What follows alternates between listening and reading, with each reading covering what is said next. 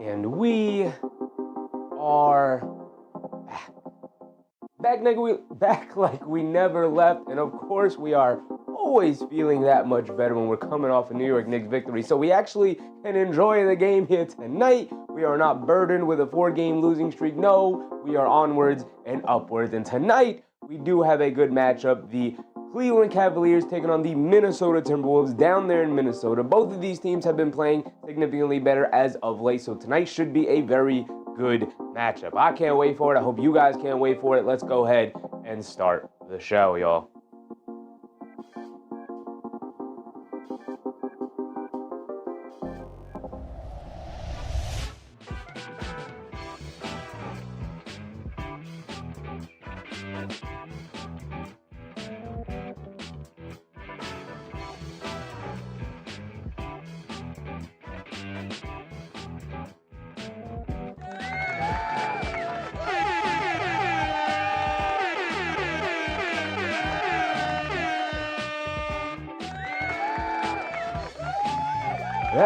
That's right, we are back. And we have some good basketball on tonight. It always feels that much better. Everything's just a little bit better in the world when the New York Knicks are coming off a victory and not coming off 4 straight losses. And so here tonight, we don't have to worry about the Knicks and where they're going because we are watching the Cleveland Cavaliers. We're going to start with the away team as always, and that is with the best player, Donovan Mitchell. But we're going to watch the Cleveland Cavaliers take on the Minnesota Timberwolves. So we're going to get a superstar matchup here in the making between the two starting off guards of Donovan Mitchell taking on Anthony Edwards. Speaking of Anthony Edwards, you guys got to fill me in and let me know because I know he's questionable coming into tonight with some injury management stuff. But, with an ankle or foot thing he's been dealing with all year. He's appeared on the injury report a couple of times with that injury. I don't think he's sat with that injury so far this year, so it made me pretty optimistic that he's probably going to play today, but you guys are going to have to fill me in. David Osh Jr., what's up, David? K. Hazy, what's up, K. Hazy? So we have to watch Trey play for Washington. Well, some reports came out today, K. Hazy, that Trey Young, it's highly unlikely he's even going to suit up this year for the Washington Wizards. He's probably going to take the rest of the year off to heal whatever calf, leg, hamstring, ankle, knee thing he's been dealing with that's kept him out with the Hawks to begin with. Washington, excuse me.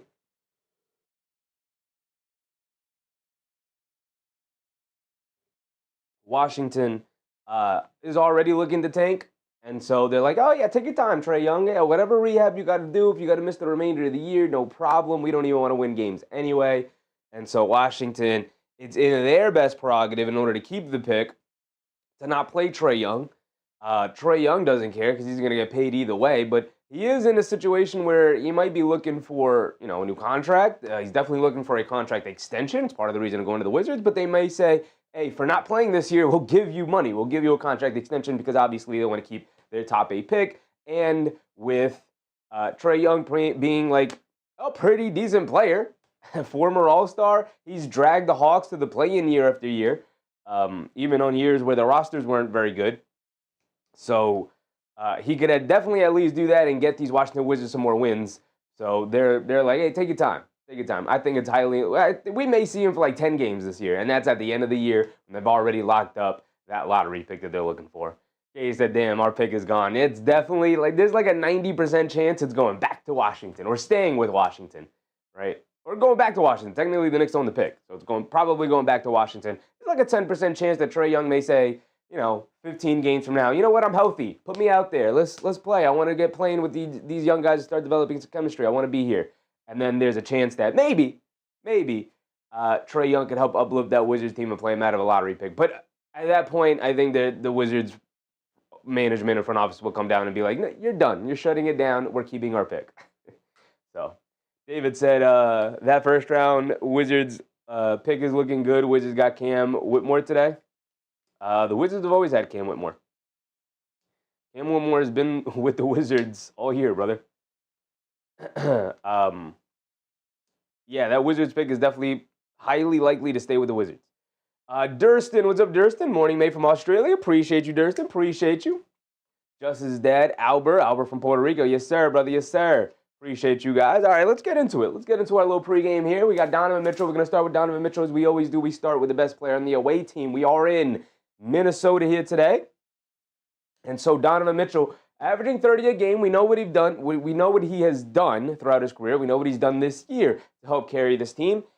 We've covered multiple Cleveland Cavaliers games, so we know mostly what to expect. I will say, Mitchell has been holding the Cavaliers' heads above water so far this year, almost single-handedly, as Darius Garland missed the beginning of the year. Evan Mobley has missed, 2-3 weeks in the middle there.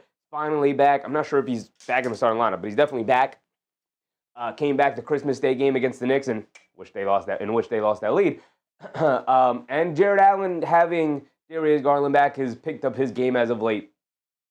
We talked about all the time that he was really missing his pick-and-roll partner. He got him back, and Darius Garland been playing better, but we'll get to him. But with all of those things going on, this team really could have crumbled. And it's thanks to Donovan Mitchell that they kept their head above water. Now, it obviously was not what anybody was thinking the Cleveland Cavaliers were going to do this year, but I do expect them to go on a little bit of a run here going into the All-Star break, and then definitely after the All-Star break, where they'll probably be significantly healthier. Getting Garland back, he has not been limping anymore. The explosion seems back. The jump shooting is coming back for him. The playmaking has always been there. Mitchell is obviously there. Mobley just getting back from the injury. He's rounding back into form, and then Allen playing much better, having Garland next to him. So everything kind of on the up and up for the Cleveland Cavaliers, except for that guy Max Strus, but we'll get to everybody. Speaking of, let's go ahead and move right on to Evan Mobley. And speaking of, is Evan Mobley back in the starting lineup? Yeah, is there any Cavs fans in the chat right now? Joey DeLuca, what's up, Joey? Had to stop by and say what's up. My brother from Mother Chevy. Appreciate you, Joey. Appreciate you, brother. Let me check. I can actually just go ahead and check the last game. Garland's questionable for the game today. He had a hand contusion. Okay, Dean Wade is out. Tyson is day-to-day's probable. Cool. Nance is out. Max Strus is out. Expected to miss at least 4 more weeks. When was that reported? January 6th? Oh my goodness, another month for Max Strus? He's not going to be back until after the All-Star break. That's kind of crazy. Let's check their schedule. I just want to see their last game. They played Indiana. Is Mobley back in the starting lineup? Before I start giving some opinions. He's back in the starting lineup. Okay.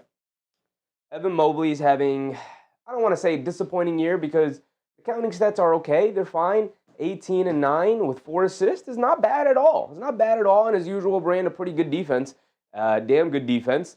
50% from the floor. The issue, 65, I'll round up for him. 65% from the foul line and only 33% from three-point range. A significant dip as to where he was last year and where he was to start the year. Obviously, he's coming back from the injury, so there may be some shaking off of the rust with the jump shooting, but this is just far too low. The points per game average is down. The rebounding is actually down as well. I do believe the playmaking and the assists are up, but you guys could correct me in the chat in comparison to last year.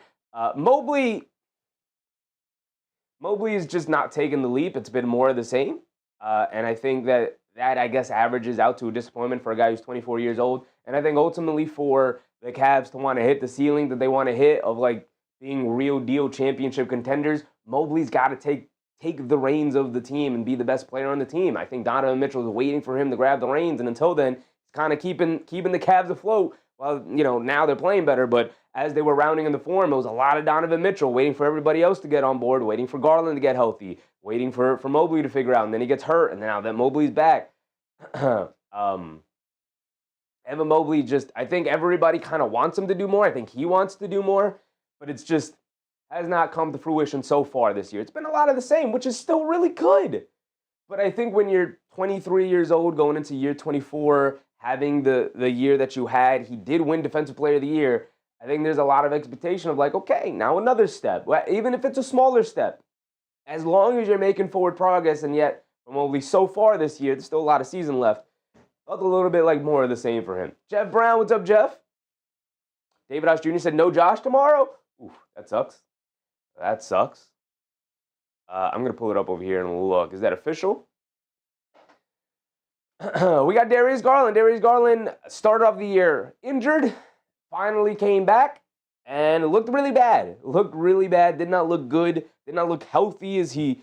it almost felt like every single game he came up limping after going to the basket or landing awkwardly. and it just didn't seem like he was healthy, and maybe he was rushing back from the injury, but it's been a while. But Darius Garland is finally starting to come around. He's up to 18 points. I'll round up for him. 17 and a half. I'll round up for him. 18 points, 2.5 boards, up to 7 assists, under 3 turnovers, 2.9, just under 3 turnovers, which I think is, we'll live with that. We'll live with that. Right? That's a good number right there. Under 3 is a good number. That's where you want to keep it for a high volume guard. 43% from the field, 35% from three-point range. These percentages were bad. They were bad when he came back from the injury. Again, very rusty, wasn't 100% healthy yet, was still limping around a little bit with the toe injury. You don't see that nearly as often anymore. The percentages are on the rise. He's playing significantly better as of late, and boy, oh boy, is it benefiting everybody. Mitchell, Mobley, and especially this guy right here, Jarrett Allen. Jarrett Allen is a play finisher, and he needs an elite pick-and-roll partner in order to get his offensive game off, right? 14 a game, 8 rebounds, 2.1 assists. Solid numbers for Jarrett Allen. I know it's been, and Jeff, you can correct me if I'm wrong here, I know it's been a pretty disappointing and upsetting season for Jarrett Allen, considering, like, with Mobley starting slow and then getting hurt. You wanted Jarrett Allen to maybe step up a little bit more, and it just wasn't there to the degree in which you wanted it to be there. Like, he is a former All-Star. Again, I know he's more of a play finisher than anything else, but you just wanted him to step into that role, like, even just for 2 weeks until we got Mobley back.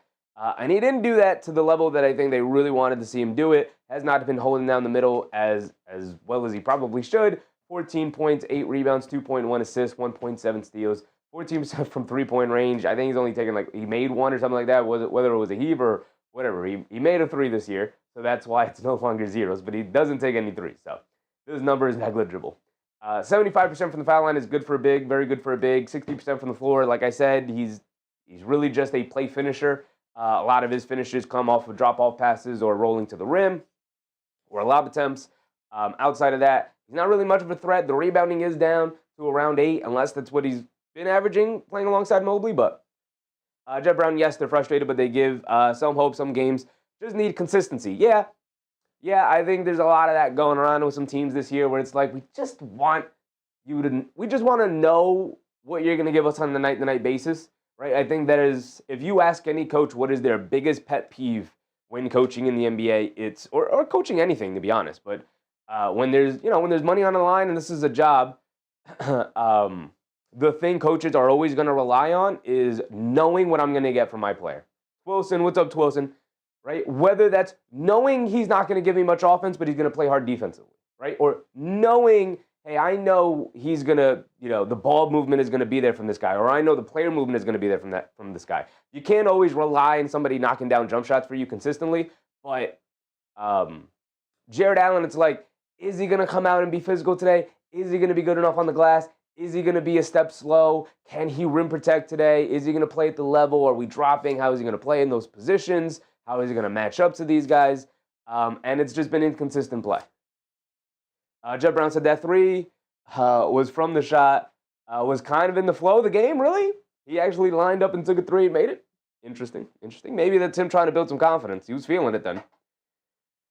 DeAndre Hunter, 15 a game. And again, correct me if I'm wrong, Jeff, but kind of a disappointing year for DeAndre Hunter. He was kind of seen as the pivotal last puzzle piece, 6th man off the bench for this team. They really needed a physical 3-and-D guy. He's shooting 31% from 3 this year. Pitiful. That's just not even like, it could be that. That's bad. That's like, I'm going to leave you open because I don't trust that you can make a 3 levels of bad. 43% from the field. The mid-range game isn't even really there right now, especially last year when they traded for him. He was excellent out of the mid-range game with Atlanta. That's part of the reason I got him traded to a championship contending team like the Cavs. 4.5 rebounds, 2.1 assists. The defense is okay, but nothing like spectacular. He's definitely not a stopper per se. He's got the size and the build to be one, but he doesn't necessarily have the skills and the intangibles to D up elite perimeter players. Like, he's not really bothering anybody. He does a good enough job with his positioning, but is an okay defender. Isn't really a knockdown defender, and then that 3-point shot is leaving him so far this year. So definitely a down, disappointing year for DeAndre Hunter, especially, again, considering all of the injuries that they had and the injuries that they still have with Max Strus being out. DeAndre Hunter really needed to have a much better year from three-point range, but I will say at the same time, he's just a fundamentally different three-point shooter. He is just a standstill catch-and-shoot three-point shooter, and he can do that at a high level as he showed last year, but ask him to do anything more than that, off-the-dribble threes, movement threes, that is not his game whatsoever. His game is more so out of the mid-range or attacking the basket, and this year he's not even really all that good at that. So it's been a very tough year for DeAndre Hunter, and therefore a pretty tough year for the Cleveland Cavaliers, trying to find some consistency, like Jeff said. Zane Pog, what's up, Zane? Rudy versus Jarrett will be interesting. The form Rudy is in. I mean, I think Rudy is in. He's in like this is peak Rudy right now. So I'm gonna have to give it a Rudy. Rudy is a physical player. Rudy Gobert is a physical player. But we'll get to Rudy Gobert and what I think that matchup will hold today. Max Strus is just proving how incredibly important he is to this team. He is still out with the injury. Mark Spears just reported about a week ago that he's going to be out, or 2 days ago, something like that. A couple of days ago, Mark Spears reported that he is going to be out another 4 weeks at least. That probably puts him after the All-Star break, in that range. All-Star break's around the 15th, February 15th, so about 5 weeks from now. I wouldn't see why you would bring him back before the All-Star break. Just give him that time to continue to rehab. My goodness, do they need this man desperately right now. He's not even like 38% three-point shooter, which is really, really good, but he is a consistent three-point shooter. He's a consistent threat from three-point range. His off-ball movement is fantastic. He can attack closeouts really well, spaces the floor extremely well, does a little bit of everything. 4.3 rebounds, 3.2 assists. They desperately need Max Strus back. And with no Ty Jerome, Max Strus becomes a lot more important. Jeb Brown, he's been not consistent, but working to be better. I think he's going to shoot better, but hopefully his defense comes very soon. I mean, it's a lot of hope. We're almost halfway through the regular season this year. It's just a really down year for him right now, and he's never really been like a great defensive player. He's always been just a okay, solid defensive player, but it's not even really been at that level so far this year. Lonzo, we get the Lonzo, and again, Jeff, correct me if I'm wrong, I'm pretty sure Lonzo is now out of the rotation as the Cleveland Cavaliers are getting healthier. I mean, if we look at the counting stats, we're almost 41 games of the year. We're almost at the halfway point, and this is just not getting it done. Can't keep putting a guy who's putting up 5 points, 4 boards, 4.5 assists out there who's shooting 30% from the floor and 26% from three-point range. I love Lonzo, but the defense isn't as impactful as it used to be. The playmaking is nice at 4.4 assists, but if you're no threat offensively, you're not helping your team. Teams are just leaving you open from the perimeter, and you're not being able to make them pay. As far as I've seen, Lonzo Ball has been removed from the rotation for now. We'll see if maybe he'll get another opportunity to come back when the team is a little bit closer to fully healthy. But for now, even if he is playing and he is in the rotation, he is not helping them win basketball games right now. Lionel Monas with double Lionel. You'll be able to get a night after our win. Everything is just a little bit better, Lionel. Everything is just a little bit better. The sleep just feels a little bit better. You wake up in the morning feeling a little bit better. Feel like you're a little bit more productive after Knicks wins. So I'm definitely feeling a lot better. Jeff said, yeah, Craig Porter is doing really good, and plus he's injury-free. I don't even have a Craig Porter player graphic here because it was supposed to be Lonzo Ball, and he has lost that rotation spot right now to Craig Porter Jr. just because Lonzo's not playing well enough. You can't continue to justify putting this guy on the court if this is what he's giving you. This isn't good. It just doesn't get the job done. Dean Wade is out tonight. He's been out for a couple of games here now with another injury. He's probably been their best perimeter defender with the down year that DeAndre Hunter's having. Lonzo now out of the rotation. Dean Wade is kind of their go-to perimeter defender. And I do think while he's under 40 from the field and 32.5 from three-point range, which is not good efficiency at all, I do think the defense did take a little bit of a step up for Dean Wade so far this year. I think he's been pretty solid. He's been okay. He's been good at that. They need him to knock down. They actually need him to knock down some shots, which he has not done, but hopefully with Garland back. And again, as they're getting healthier, Dean Wade is going to remain a part of the rotation, in my opinion. Should be all right. Jeff Brown said he got hurt in the Pacers game. Thank you, Jeff. Larry Nance Jr. has been out for a while now. He's important because he's a guy who could actually knock down a three, although he's only shooting 30% from three-point range this year. He has not played a whole lot. He's been marred with injury, as a lot of role players have been marred with injury so far this year for the Cavs. Again, as they get healthier, team should be a lot deeper. They should be better as the season goes on. They have been playing better. But again, the injuries have been a huge factor for the Cavs this year. Jalen Tyson is one of those really surprising leaps so far this year in his second season out of California. Jalen Tyson, 12.8 points per game. He's kind of been everything that they were hoping DeAndre Hunter was going to provide. He's actually providing three-point shooting. 44% from three-point range is dang good. 51 from the field. He doesn't do a whole lot of shooting. He does shooting. He doesn't do a whole lot of playmaking and creating out of his own, which I think they asked DeAndre Hunter to do a little bit more than him because he's older and a little bit more comfortable in the league and with the ball in his hands right now. But Jalen Tyson is proving that DeAndre Hunter may be expendable in the coming years, but as of right now, having both of them on the court is still really important. Jalen Tyson has been a revelation for them. Without him, I don't know what their options were earlier in the year when Hunter was dealing with injury, Garland was out, Mobley then got injured. They were really searching for something, and Jalen Tyson was a really nice bright spot so far. And we get over to Sam Merrill. Sam Merrill was incredibly important to this team, fills a similar role to what Max Strus provides. The three-point shooting, the threat of the perimeter look, the fact that he could attack a closeout. He's not just a spot-up shooter. He could attack a closeout if you try to run him off the line and make a good decision out of there. 13.6 points per game is damn impressive for Sam Merrill. 2.4 boards, 2.5 assists. Doesn't do a whole lot of other things. But again, he will make you pay if you run him off that line too recklessly. 44%, I'll round up for him. 45% from three-point range. This man's an absolute sniper. He is dangerous. He's liable to run off 4 or 5 straight threes. Maybe 5 is excessive. 3 or 4 straight threes during a run. Even if I've seen him go 0 for 6 in a game and then line up from 3 in the third quarter and just run away with it. Jed Brown said, Larry's supposed to come back tonight? Really?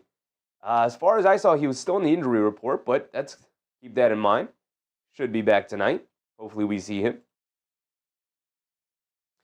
Let's make our way over to the Minnesota Timberwolves now. And of course, we're going to start with Anthony Edwards. Anthony Edwards, you guys can fill me in if I'm wrong here, but I believe is going to be playing today. We are 3 minutes from tip-off, so I can just look it up here. Anthony Edwards. Tell me you're playing, brother. Tell me you're playing. Tell me you're playing. Tell me you're playing. All right, Anthony Edwards.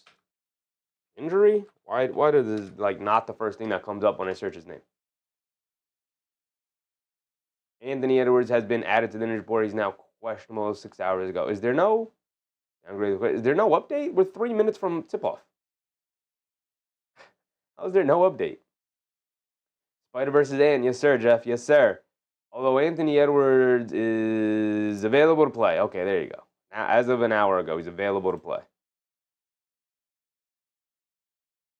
This is for the lineup alerts. I should probably just follow this. This needs to be a follow. My goodness. Okay, so Anthony Edwards is available today after coming in questionable. Beautiful. Perfect. Love to see it. Anthony Edwards will be playing. He's in the running for MVP. He's been phenomenal this year. He's in the running for Clutch Player of the Year. He's been just on an absolute heater. He's making the leap, an incredible leap. 29.4 a game, damn near 30, 5 boards, almost 4 assists, under 3 turnovers. I like to see that. Almost a block a game, 1.5 steals. Love to see it. 50% from the field, 40 from three-point range, 80 from the foul line. The efficiency, superstar level stuff right here from Anthony Edwards. And like Donovan Mitchell, not much to say other than the fact that this is a superstar. Although this guy right here is on another level than Donovan Mitchell, in my opinion. Jason, what's up, Jason? Zane said Spider versus Ant will be cinema tonight. I mean, I hope they guard each other. I hope they don't do the thing where they cross-match because they're similar size, similar builds, similar athleticisms. Go at it. Guard each other. I want to see it. Should be cinema tonight. Absolutely, Zane. Jason, what's up, Jason? We get to Julius Randle, Mr. Once a Nick, always a Nick. Julius Randle, 22 a game, 7 boards, damn near 6 assists. This might be a career high, or close to a career high for Julius Randle. Only 2.5 turnovers is excellent for Julius Randle. We know he could at times be a turnover machine, especially during his tenure with the Knicks. But so far with the Timberwolves, he's been very good. Being able to play alongside Anthony Edwards, it doesn't have to do all of the creation all by himself. 1.1 steals is nice. He's not a rim protector, 0.1 blocks, but he doesn't have to be because he's got Rudy Gobert alongside of him.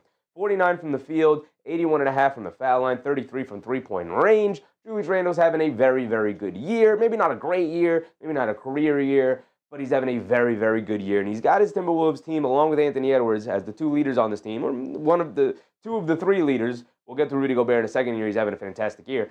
He has them rolling. He's won them games, maybe even lost them a couple of games, but he's won them games. He's played excellent these past couple of weeks. He's going to be a tough guard for the Cleveland Cavaliers, him versus Mobley.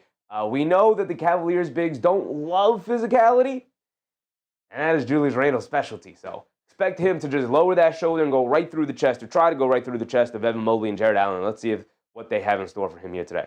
Zane Pog said, with us, he had bad turnovers. Bad turnovers problem early in the season, but this season he's been good with that. I mean, as a Knicks fan, Zane, I know the Julius Randle turnover issues, brother. Bible, what's up, Bible? We get the Rudy Gobert. Rudy Gobert is having a sensational year. He's been fantastic so far. I wouldn't even say, I'm not going to go as far as say it's a career year for Rudy Gobert, but this might be the best season. I mean, you guys let me know, Timberwolves fans in the chat, you guys let me know. This might be Rudy Gobert's best season so far wearing a Minnesota jersey. Zane said the French Tower is balling. I think it is. It might be his best season since wearing a Minnesota jersey. But I don't want to go so far as the best season of his career. He had some damn good seasons with Utah. But my goodness, has he been monstrous so far this year, especially on the defensive side of the ball. If Wemby does not meet the 65-game requirement, Rudy is right there for Defensive Player of the Year. Even if Wemby does meet the Defensive Player of the Year requirement, 65-game requirement for end-of-the-year awards, Rudy's going to be right there. He's going to garner some votes himself. I don't know if he wins it over Wemby, but he'll be right there for number 2. And if Wemby is not able to meet the requirement, right now, Rudy's the leader in the clubhouse outside of him.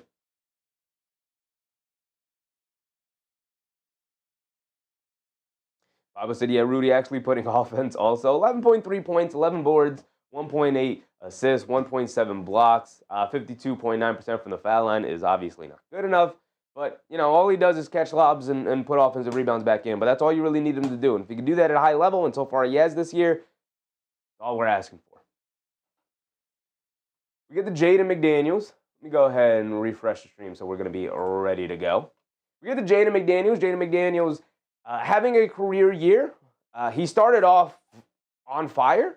He's cooled off a little bit since. 14.4 points, 4.5 rebounds, 2.8 steals. He was averaging around 17, 18 a game to start the year, and it's slowly been creeping back down. But still, he was, before this, correct me if I'm wrong, averaging like 11 a game.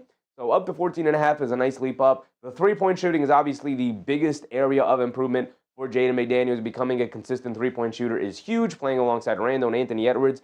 All of the attention that they garner, being able to consistently knock down a perimeter shot with the usual fantastic defense that he provides is a huge boost to his effectiveness out on the court. Zane said his screening's been so good for us. Yeah, I love that you pointed that out, Zane, because oftentimes screen setting for bigs is just an overlooked and undervalued by fans. I think front offices and coaches really value it, but an overlooked and undervalued sort of aspect of a big man skill set. Like, it is a skill to set really good, really wide, really strong screens, and then also roll off of those screens properly. A lot of big men struggle with that nowadays, and they've kind of always struggled with that. But it's not as easy as just stand there and then spin and turn and go to the basket. Like, there's skill to it, there's timing to it, there's chemistry to it. Rudy's been fantastic in that regard, and that's a hard thing to be good at. CEO King, what's up, CEO King? Just cannot believe the news of what the ICE agent did. Yeah, brother, I saw that. This is not the time and place for it, but brother, that looked rough. Yes, it did. We get the Dante DiVincenzo. Dante DiVincenzo, we know who he is. Mr. Once a Nick, always a Nick, along with Julius Randle. A three-point assassin, although if you look at the percentages, not really great for Dante this year. 40% from the field, 36 from 3. He has just been pretty inconsistent. Some nights he's on, some nights he's got the shot, some nights he doesn't. Right? Dante can be a flamethrower. He's the Wolves wild card. He can single-handedly win you games. He can also single-handedly lose you games by not being able to provide you enough offense. And boy, oh boy, does this team often need some offense. Papa said every team's looking for a shooter like MPJ right now. Might make the All-Star team. He might make the All-Star team, man. They might reward him. for the way he's played. Definitely deserves it so far. We get the Naj Reid. I call Naj Reid the barometer of the Minnesota Timberwolves. 14.3 points, 6.2 rebounds, 2.4 assists for Naj Reid. The reason why I call him the barometer of this Timberwolves team, because depending on the night Naj Reid is having, you could probably correlate it to how successful the Minnesota Timberwolves are playing that night, or how successful their offense is that night in particular.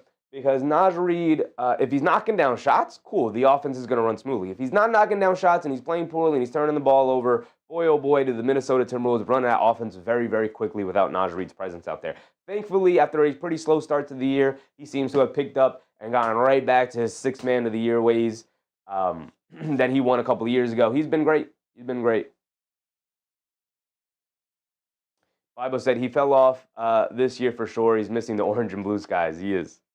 I'm sure he is. We get the old man, Mike Conley, Unc Mike. Mike, 5.1 points per game, 1.8 rebounds, 3 assists. He is just like the elder statesman of the team. He comes in every now and again, knocks down a shot or two, dishes out a couple of nice assists, and he goes right back to the bench. 35, I'll round up for him, 36% from the field, 35.5 from three-point range is just like, it's fine for his age and what they're asking him to do. They've been looking for a backup point guard for forever to back up Mike Conley, so much so that Mike Conley can no longer even be a starter anymore, so he's technically the backup point guard, but really, they have since turned to Bones Highland. They were hoping that their former number 7 overall pick that they traded a bunch of assets for in Rob Dillingham was going to be the answer, and he just has not. So much so the fact that he and Bones Highland were battling for the same minutes, for the same rotation spot, and Bones Highland just he wanted it.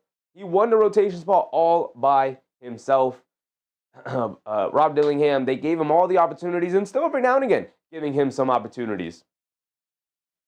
And yet Bones Highland continues to just outplay him for that spot. 34.5% from three, 45% from the floor. Nothing to write home about, but he's just doing a serviceable job. He's knocking down open looks. He's creating plays for his teammates off the bounce. He's providing a steady hand. He's not as chaotic. He's reliable in the sense that you know he can knock down the open shot. And that's all they're really asking for. All they're really asking for. Zane said, Unkster's old. What can I even say? Absolutely. Absolutely. Just that said, are you worried the healthy Cavs team who've been better recently with a high net rating, they will make a run? They will make a run. I'm still not worried about this Cavs team. I think the Knicks could handle them. Fully healthy Knicks team. Taking on the Cavs, I'm taking the Knicks, personally. That's just me, though. That's just me. And maybe I'm biased, but Zane said Bones been better for us than Rob. Unfortunately, Zane, Rob, they need Rob to give them something. Because they traded some assets for that to trade into the lottery. They didn't even have a lottery pick. They traded into the lottery. They gave up some good assets to do so because they thought, well, let's just take the Kentucky guard. The crazy thing is you can never go wrong with a Kentucky guard. It's impossible. It's impossible to go wrong with the Kentucky guard, and yet Minnesota found a way to do so. And, look, maybe it's going to take just a little bit longer. We talk about how development is not linear in the NBA, particularly in the NBA. Guys, sometimes it's just not the right place. Sometimes it's not the right spot in their life. Sometimes it's just their body needs to mature past 21, 22 years old, however Rob Dillingham is. It just has not come to fruition for him this year. And, it sucks because Minnesota is a team that they're competing for a championship. They have championship aspirations. They feel like they can compete with the best in the league. They feel like they can knock off the Thunder or knock off the Nuggets or knock off the Spurs or the Rockets. They see themselves sitting at the table with them. Whether anybody else believes it or not, they believe it. The front office believes it. The organization believes it, let alone the players believing it. And so they're just going to put out the best guy who can play for them right now. At this point, it's all right, Rob, you're going to have to figure it out yourself or we're going to have to move on from you because we're competing for a championship. And if Bones gives us a better opportunity to compete for that championship, then he's in there before you are. All right, we can't just obligatorily give you that rotation spot because we used a draft pick on you. Can't do that at this point.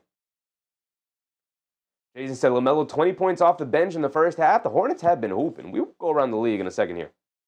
Jeff said, I take the Cavs. I am biased too. I mean, I wouldn't expect anything less, Jeff. If you're a Cavs fan, I expect you to say the Cavs. If you're a Knicks fan, I expect you to say the Knicks. I think the teams are like pretty close. Right? Coming into the year, the whole idea was like, it's probably going to come down to the Knicks and the Cavs and then Detroit.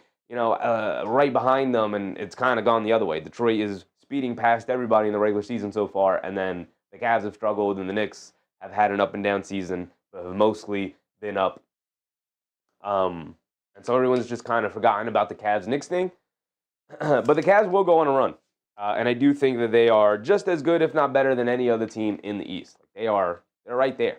I think it's a 3-team race between the Cavs, the Knicks, and the Pistons.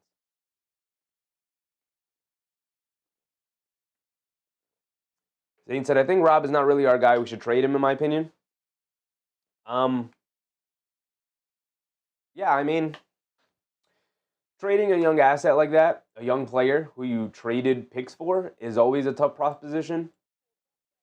But it might be time. It might just be time for him. It might be time for the team. Like, you need to bring in a point guard. You can't continue starting Dante DiVincenzo and Anthony Edwards in the backcourt. I don't think that's going to work out long term. Oda Austin, what's up, Oda? Bible said, nah, Cavs could beat the Knicks.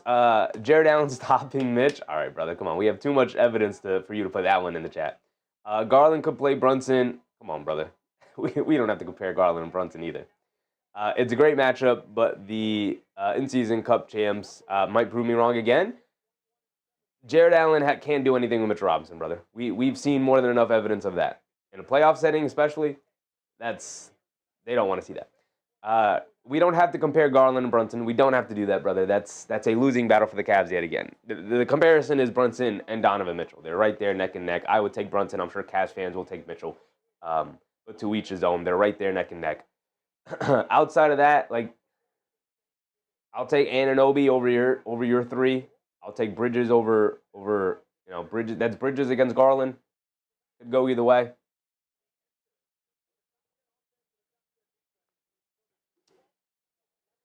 I'll take Deuce McBride over Merrill.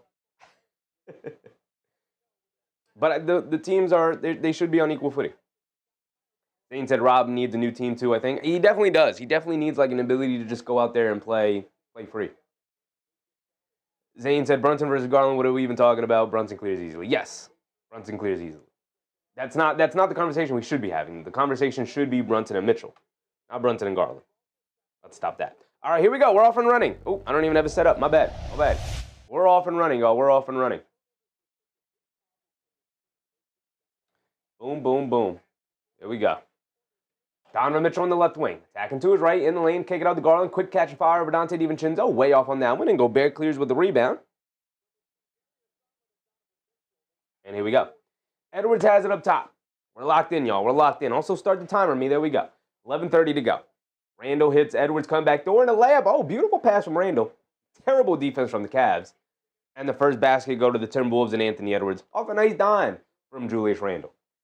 Mitchell crosses over to his left in the lane. They kick it over to Allen. Allen out to Craig Porter Jr. on the short roll. Coming to his left in the lane, puts up a floater. Too strong, can't get it to go. Randle knocks the rebound in the air because he can't grab it. And then Edwards rips the rebound away from Jared Allen. You just got to be better. You got to be stronger than that, brother. DiVincenzo over to Randle. Randle walks into a straightaway 3 over Mobley. Got it to go. And it's a quick 5-0 start for Minnesota. Garland bringing it down the other way, being guarded by DiVincenzo. Over to Allen.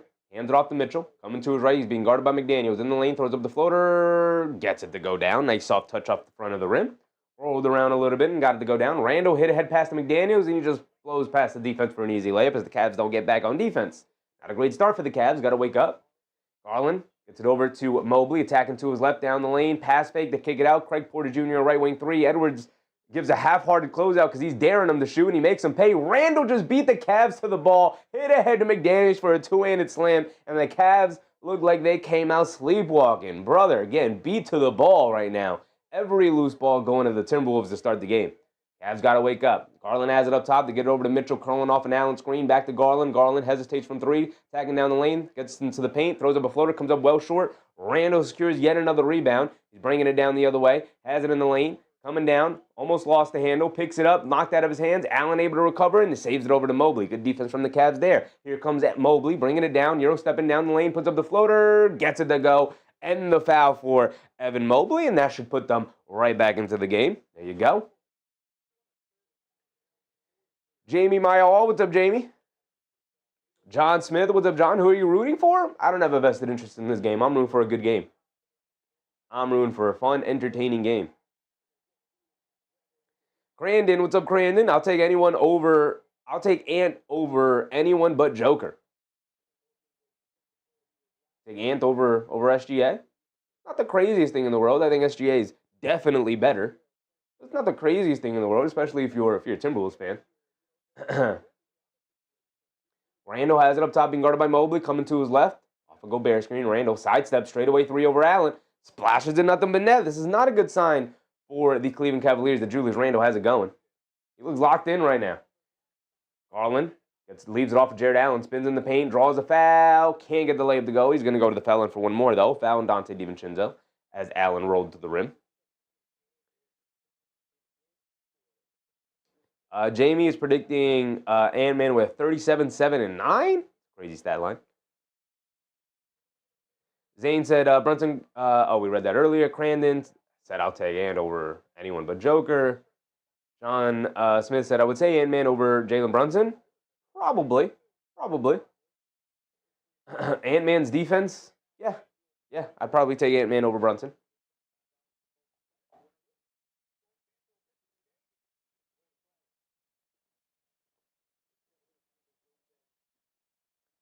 Jared Allen splits the free throws. Made the first one, misses the second. Edwards bringing it down. Edwards gets it over to Gobert. Gobert being guarded by Allen. Gobert looking for a passing angle. Good now defense from the Cavs. Gobert's going to take Jared Allen off the bounce. Gets all the way to the rim for an easy layup. Terrible defense for Jared Allen. It's a 9-point lead. 14-15. 14-5. Garland coming to his left off the screen. Takes it out to Mitchell. Coming to his right. Puts up the 3. Can't get it to go. And Anthony Edwards crashing the glass. Snags that rebound. Quick outlet to Randle. Randle bringing it down right side of the court. Randle lobs it down low to Gobert. Gobert being guarded by Mitchell. Gobert backing him down. Almost losing the handle. He does lose the handle. It's out of bounds. It's going to at least stay with the Timberwolves. But Rudy, you just got to give that up, big dog. You just got to give that up.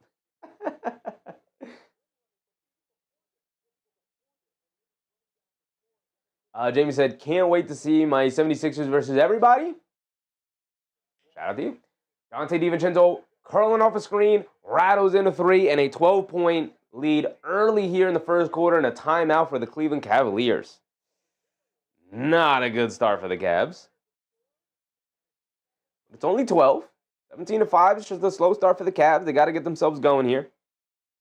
On the verge of falling behind too far.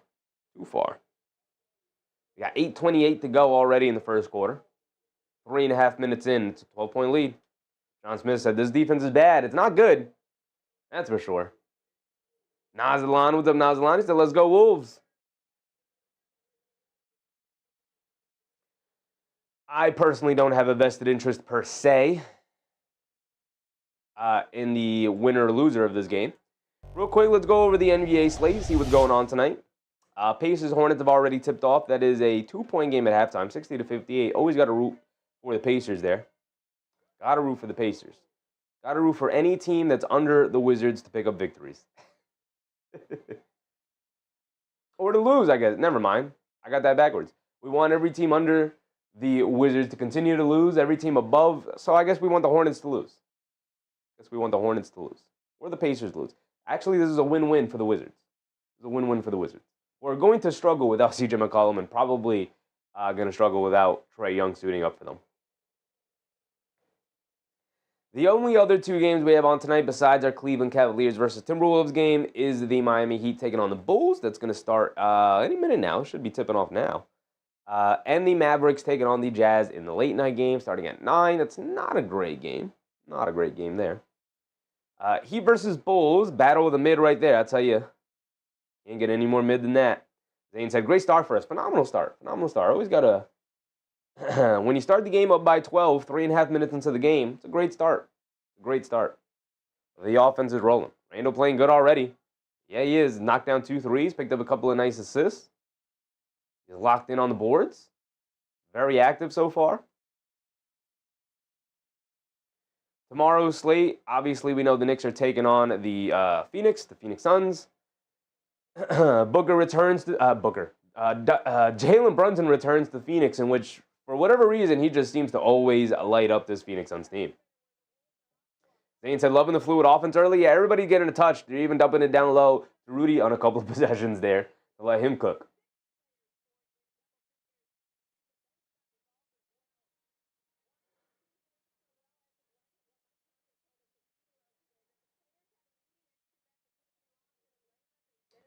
Tomorrow you got Rockets versus Blazers.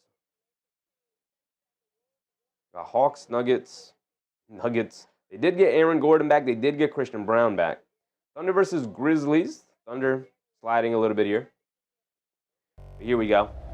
Checking back into our game. They were just in a dogfight with the Jazz. Allen hands it off to Garland. Garland down the lane. Ball gets knocked out of his hands, but a foul is called. It's going to be 2 free throws. Should be 2 free throws. It was a gather. Are they going to give it to him out of the side?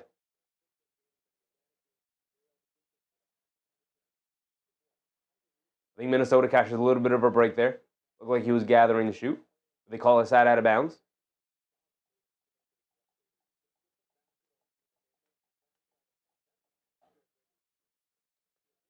Now they're going to change the call. They're going to give him free throws. There you go.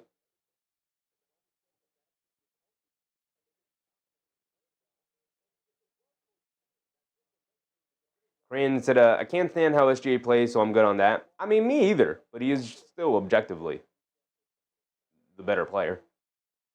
I'm with you. Like, personally, I'm watching Anthony Edwards. If you gave me the option watching Anthony Edwards or SGA, I'm watching Anthony Edwards 10 times out of 10.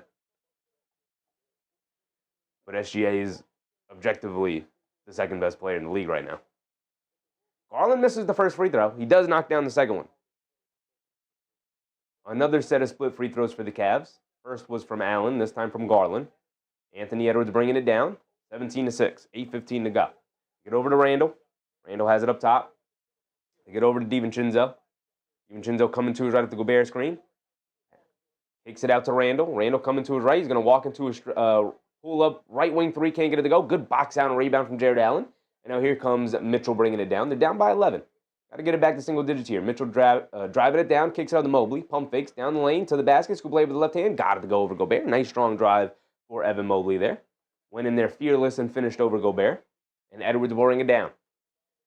You don't want to be down by double figures. Good screen in the backcourt by Gobert allows Anthony Edwards to walk into a wide open mid-range jumper over Allen, and he can't get it to go. And you can see him grabbing his head. He's upset he missed that. They drop it down low to Jared Allen, who gets blocked in the paint by Rudy Gobert. Great hustle from Gobert to get back and deter that out of transition. McDaniels gets it up top to Edwards. Edwards being guarded by Mobley, dancing with it, sidestep, crossing over to his right, down the lane, takes a bump, puts it above glass, can't get it to go. He's looking for a foul call. He doesn't get it. And now here comes Craig Porter pushing the other way. They get it over to Mitchell. Mitchell right side of the court being guarded by McDaniels. They dump it down low to Jared Allen, and they call a foul on Anthony Edwards.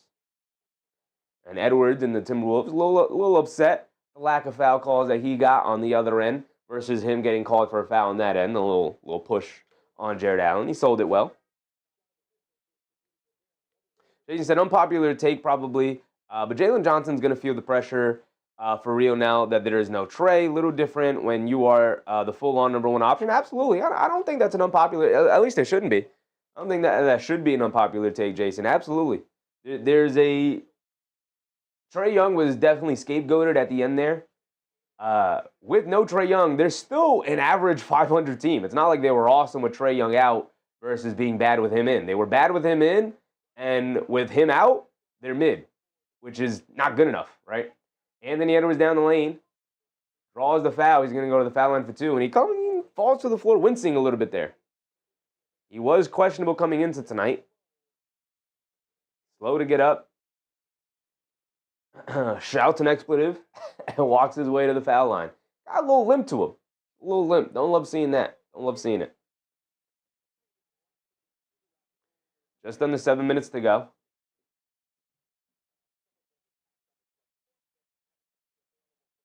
Jason said, Bulls Heat delayed because of condensation on the court. That sucks. Hopefully that never happens to us. I don't think it will. I think MSG does a great job.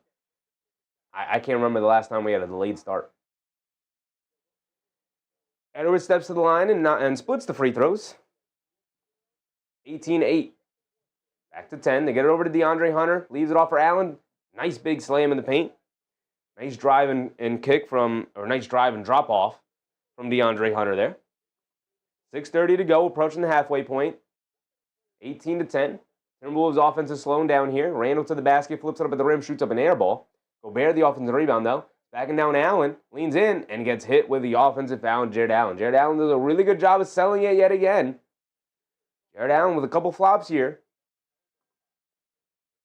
Gobert did come in high with an elbow. That's the Shaq elbow right there. Shaq made a living off that elbow. That's nothing to me. That's just a good move from Gobert. He came up short on the shot anyway. That's a big old flop from Jared Allen.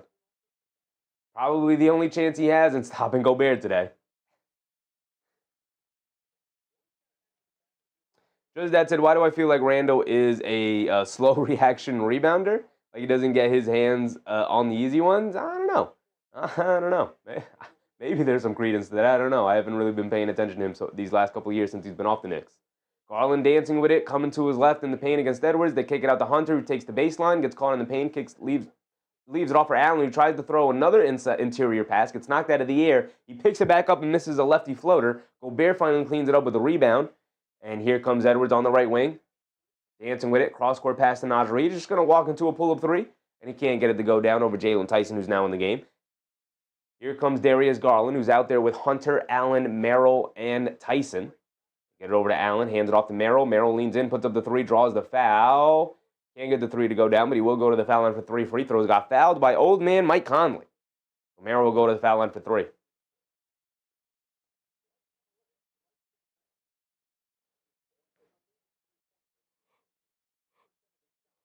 CEO King said, is Sam Merrill playing tonight? Yes, he is, brother. He's in the game right now. He's going to the foul line for 3 free throws after drawing the foul on Mike Conley.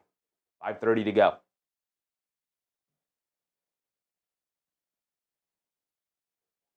Merrill knocks down the first one.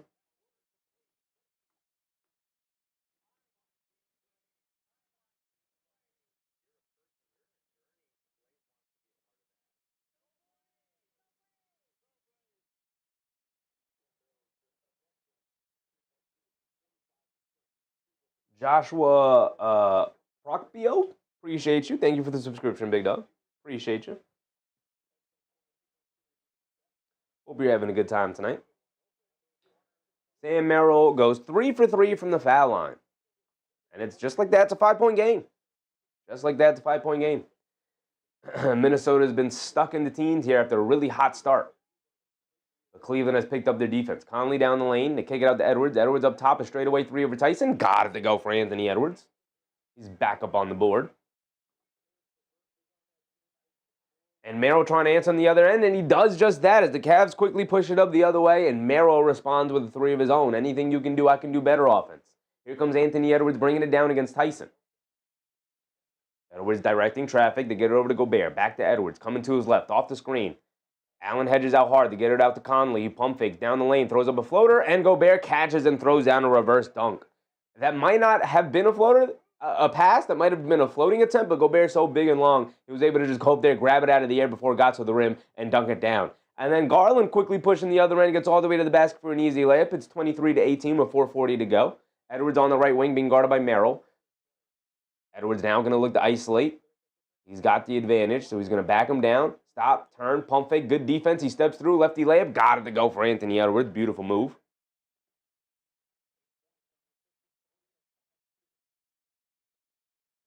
Garland on the left wing being guarded by McDaniels is back in the game. Garland, a foul line pull-up jumper. Got it to go. I feel like Garland had a couple of opportunities to pull up from the mid-range off of those screens earlier in the game, and he didn't. That time he did, and he knocked it down. It's going to have to be something he's going to go to a lot tonight with Gobert down in the paint. Edwards gets to the baseline, fall away midi, can't get it to go. Jared Allen with the rebound. And DeAndre Hunter picks up a foul. And then Hunter pushes him again. I don't know what happened there, but Hunter getting frustrated.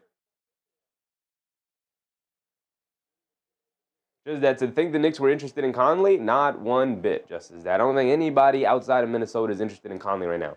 Unless it's to bring him in on essentially like the Kyle Lowry role or the, formerly the Udonis Haslem role, which is just like pretty much an assistant coach. Just that's it. How is that not a goaltend? Because Gobert got it before it got to the rim. It wasn't over the rim. He just got up high and grabbed it out of the air. You could technically be passed off as a pass as long as it's not above the basket. The PJ Tucker role. Well, the PJ Tucker role was more so as an enforcer. Kyle Lowry, you almost never see him up off the bench. He is on the bench. He's essentially a glorified assistant coach at this point. Same with Udonis Haslem back in the day. PJ Tucker was a little bit more of like the tough guy, enforcer, leader of a locker room type guy. I guess PJ Tucker was a little bit like that as well. Yeah, a little bit. Yeah, like PJ Tucker role. Yeah. Just that Rudy can go up 12 feet if that thing was still on its way up. Yeah. That's why he's got four, right? 4 Defensive Player of the Year's awards. 3 or 4 of them. He got 3 or 4 of them.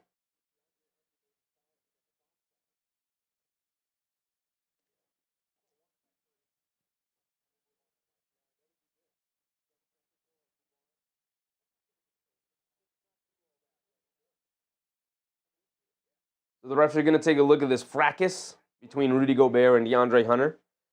They showed a little bit of the replay. I wasn't paying too close attention to it. This is a whole lot of nothing. Gobert and DeAndre Hunter are battling for rebounding positioning. Gobert looked like he grabbed a bit of his jersey in the chest. DeAndre Hunter took exception to it, pushed him, and then Gobert walked past him with his hands up, made sure he got a little too close to him, and then DeAndre Hunter pushes him again. So we'll see. We'll see what the refs come out with. Technical, 1 technical, 2 technicals, 3 technicals. What are we looking at? Are we kicking DeAndre Hunter out of the game for pushing him twice? Are we giving Gobert 1 technical, giving Hunter 2 technicals? Are we giving them each 1 technical? Are we giving them just Hunter 1 technical?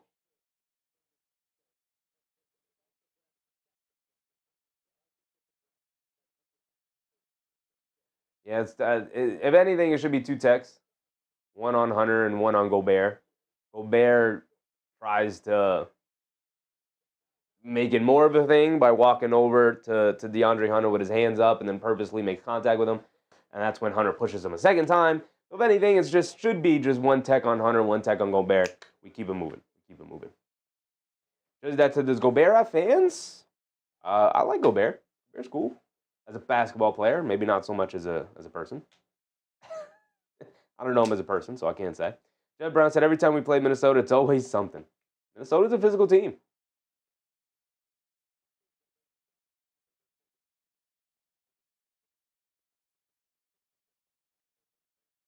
Double foul on Gobert and Hunter.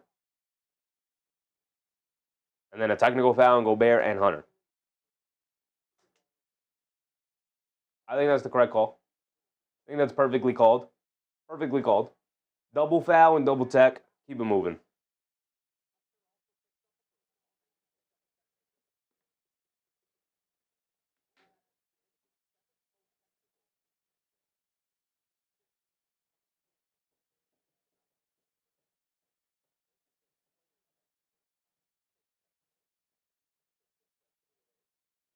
All right, here we go. Now we can get back to basketball. It's only a 5-point game with just under 4 minutes to go here in the first quarter. Randle will come out of the game.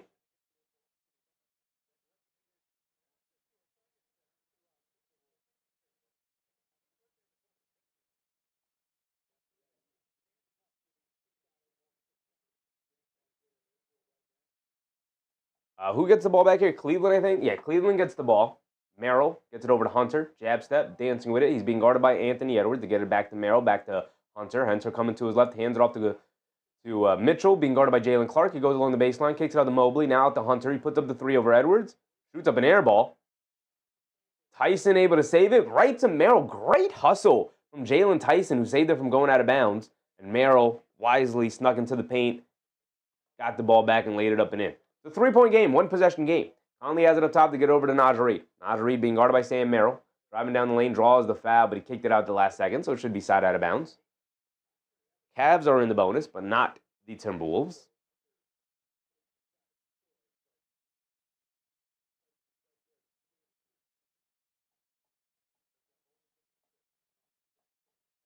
Get it into Edwards. Edwards gets it out to Randle. Randle dancing with it against Mobley. Mid-range pull-up jumper. Flashes it, nothing but net for Julius Randle. He's got the jump shot going tonight. Mitchell has it up top. They get it over to Tyson. Back to Mitchell. Coming to his right behind the back pass to nobody. Tyson able to save it. They get it over to Merrill.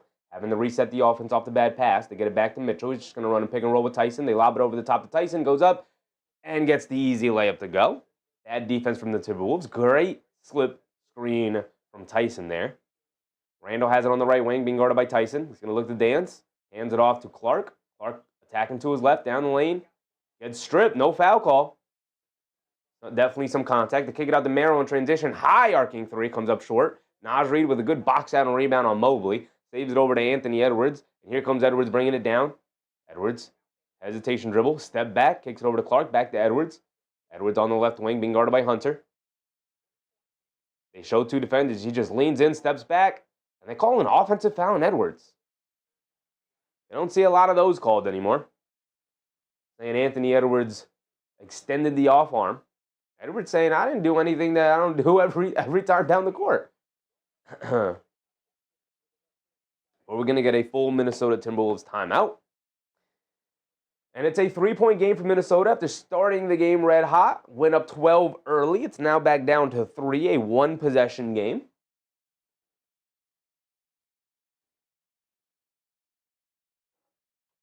We can keep an eye around the league here. I will say, y'all, something I'm trying out today, rather than using the NBA League Pass stream, you can connect, because we need all of these different streaming services in order to actually watch these games. You could connect your NBA League Pass account with your NBA Prime account. If you guys are using Prime, I have to use Prime so that we can watch all of the games and we could stream them to you guys. So I have a Prime account, unfortunately, have to have one. But you could link the NBA League Pass account with the Prime account, and the Prime account has a much higher quality stream and a much more up-to-date stream than the NBA.com League Pass stream. So I will say, I'm enjoying that so far. It's a very high-quality stream. At least Amazon's doing one thing right.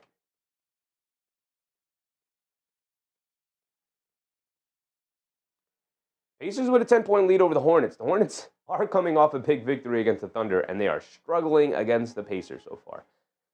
I don't know who I'm rooting for, but I guess I'm rooting for the Pacers. Here's the thing, right? Because now that the Trey Young deal is made, let's see if he makes his season debut at any point, at any point soon here. They're all the way down here. They need to pass Brooklyn. They need to pass Charlotte at the very least. I don't think they're going to be able to catch Milwaukee with Giannis available. So let's have them pass Charlotte at least. That is the goal, right? They're sitting at 10 wins. We need them to get up to at least 14 here, or get up to 13 at least. So rooting for Charlotte losses here. Pacers wins, that's fine. They're only sitting at 6, so we're not too worried about that. Yeah, and they're already above Sacramento and New Orleans, so we need them to catch Utah. Get the like 14 wins, Washington. Come on, big dogs.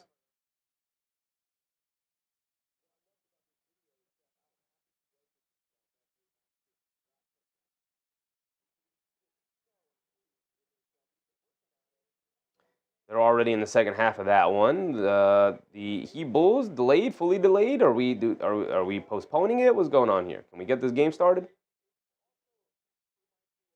The only other game we can pay attention to, so hopefully we can get that one started at some point here tonight. But here we go. We're back into the game. Sam Merrill leaves it off for Mobley. Mobley in the paint against Randle. Forced to kick it out to Mitchell. Attacking to his right. Step back. Pump fake. Leans in after he got Clark in the air. And he's going to go to the foul line for 2. Jason still delayed. That sucks. They were supposed to tip off at 8. They're already 30 minutes late. K. Hazy said, I think the Cavs will win. Timberwolves are great, but the Cavs don't stop. And Wolves do have that one dude named Anthony Edwards who can get it going at any point here. But you're not wrong. RSG Gaming with the Barsh. The Knicks won yesterday. Yes, they did. And it was a fun game for sure. Jason said, Brandon Miller just got ejected from the Hornets game. 2 texts. What did he do, Jason? What did he do? Why did he do that? Why'd he pick up 2 techs? Mitchell knocks down both free throws. And it's a 1-point game. They get it over to Edwards on the left wing, being guarded by Tyson. Now to Randle, high post, being guarded by Mobley. Not necessarily the matchup I'd like to go to. Randle jab step, jab step, jab step, midi. Too strong, can't get it to go, way off. And now here comes Mitchell bringing it down the other way, being guarded by Edwards. Coming to his left off the screen, Reed switched onto him, sidestep, step back 3. Too strong, can't get it to go. Battle for the rebound, Randle had it, knocked out of his hands. Mobley picks it up. Kicks it over to Hunter, cuts to the rim, and he gets the easy layup to go. And Mike Conley's just getting picked on defensively out there. And the Cavs are taking a 1-point lead. After a really strong start, they led by 12 in the quarter and now trail by 1. And then Conley gets into the paint and almost turns it over. Knocked out of bounds by Hunter. It'll stay with Minnesota.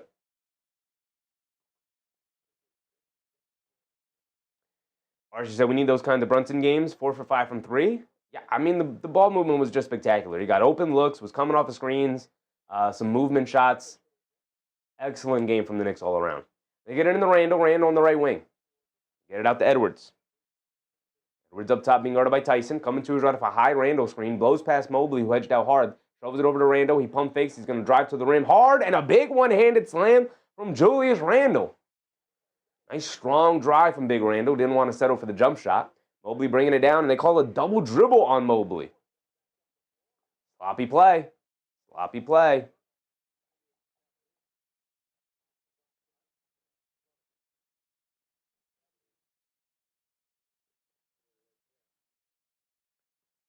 Randle bringing it down the other way, featuring him here in the offense. Tries to leave it off for Jalen Clark, and Clark deflects it. Not a great pass from Randle, but Clark, touched your hand, brother. You got to catch those. You got to cut hard and catch them. Keep it going. Don't stop short on the backdoor cut. Randle will try to hit you. The 5th Minnesota turnover. That's how Cleveland was able to get back into this one. They turned up the defense, and Minnesota started to get sloppy. They still lead by 1. Mitchell has it up top trying to give his team the lead here to end the quarter. Euro steps down the lane, throws up the floater. Can't get it to go. Battle for the rebound. Conley able to pick it up after it was knocked loose. Hit head to Randle. Randle on the left wing. Coming to his right. Pulls it out. Backing down Mobley. Backing him down. Backing him down. Steps through. And the paint kicks it out. Edwards. Pump fake. Steps back. Fires up the 3. Got it to go. Anthony Edwards. He don't care where you are. I'm shooting it. If I'm on balance and I'm feeling myself, I'm shooting. He's now 2 for 2 from 3-point range. He's up to 11 points in this first quarter. Mitchell has it up top being guarded by Jalen Clark. Coming to his left. Conley switched on to Mitchell. This is not a good matchup. Now Edwards switches on to Mitchell. A bad screen. They get it over to Hunter, curling down. He throws up a high floater, comes up short. Rebound falls right back into his hands. They kick it out to Merrill, and Merrill makes them pay. Conley is having a rough first quarter. Rough start to the game. Naj Reed can't knock down the 3-quarter score. Even it is a 32-31 first quarter score. Solid game. Solid game going back and forth. I was a little bit nervous that this might be one of those nights where Minnesota just comes out and puts their foot on their necks and keeps them down there majority of the game. But here they are. He said, Kyden is really into basketball. He goes to every game and looks excited every time, as it should be. As it should be. His dad's an NBA professional basketball player. I love to see that. I will say, K. Hazy, I remember, if you noticed, his younger brother was sitting right next to him, Julius Randle's second son. I remember when that little kid was born, and we were all thinking that Julius Randle got off to a slow start to the season because his son was just born. And that's always really tough on a parent, right? I remember that storyline, that talking point. Julius Randle just had a kid. He's tired. That's why he's playing poorly. And now look at him. He was sitting on the bench all by himself. Old, oh my goodness, how time flies. That was crazy to see. That was a crazy sight to see. Archie said, the player meeting they held smacked some sense into them. Yeah. Sometimes you just got to have hey, we got to regroup, everybody. We got to talk real quick. What's going on? You good? You good? No, you're not. What's going on? What's going on with you? You see that? That's not working between y'all. Let's fix that. All right, me, what's going on with me? This is what's happening. Like, sometimes you just need that. You just need that. Hey, I need you to step up. You're not doing what we were doing earlier, right? Sometimes you just need a little bit of a reset. That's what they had. And hopefully it sticks. Hopefully it continues.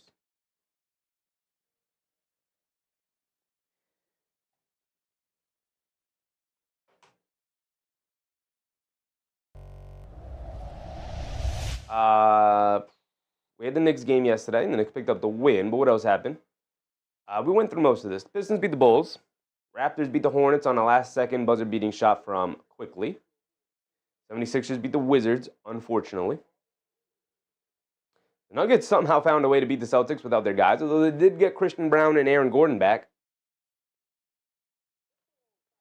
The Hawks beat the Pelicans without Trey Young.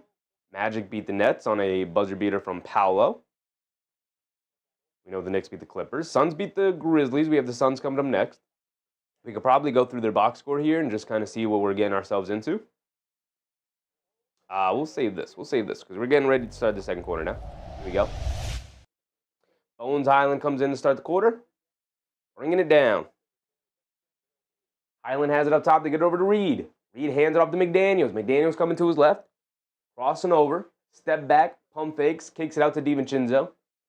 DiVincenzo on the left wing up top to Reed. Reed attacking to his left. Hands it off to McDaniels. He's going to fire a left wing three. Can't get it to go. DeAndre Hunter comes flying in for the rebound. Bringing it down the other way. Hunter has it up top being guarded by McDaniels. They get over to Craig Porter. Now over to Mobley. He's going to fire left corner three, and he's going to get it to go down. He has not been shooting it well this year, but shot that one confidently. Knocked it down over the outstretched hands of Rudy Gobert. Highland gets it over to Gobert. Back to Highland. Dancing around the Gobert screen. Fires up a straightaway three. Can't get it to go off the back rim. Hunter with yet another rebound. He's going to bring it down the other way. Hunter has it on the left wing. He's picked up by Highland. He likes this matchup, so he's going to look to attack it. Gets to the baseline. Pull-up jumper. Got it to go for DeAndre Hunter. And just like that, back up by 4, the Cavs go. Or actually, up by 4 for the first time. There's the largest lead of the game. Reed down the lane, throws up a floater, can't get it to go. Battle for the rebound. Gobert picks it up, goes back up, gets the putback and the foul. Gobert will go to the foul line for one more. Archie said, Julius Randle has so much potential, even at his age. I miss him. I'm good. I'm rooting for his success, but I'm good. Keenar said, did you notice 17 assists from Murray and Peyton Watson balling out 30 points on 10 or 15 shooting? Yeah. Great night from Jamal Murray. He's going to have those. You need your second star to step up if your main star is out. Gobert misses the free throw. He is a 50% free throw shooter. Craig Porter has it up top being guarded by Highland. Coming to his right off the Mobley screen. They kick it out to Mobley. He's going to fire up another three straight away. Off the back rim, can't get it to go. No! He got the Halliburton bounce. Off the back of the rim straight away. Bounced all the way up out of the camera and fell right back down. And it will forever be known as the Halliburton bounce.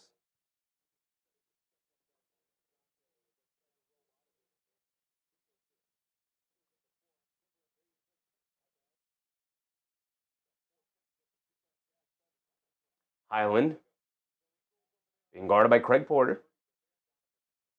Over the top pass to Reed. Coming to his right.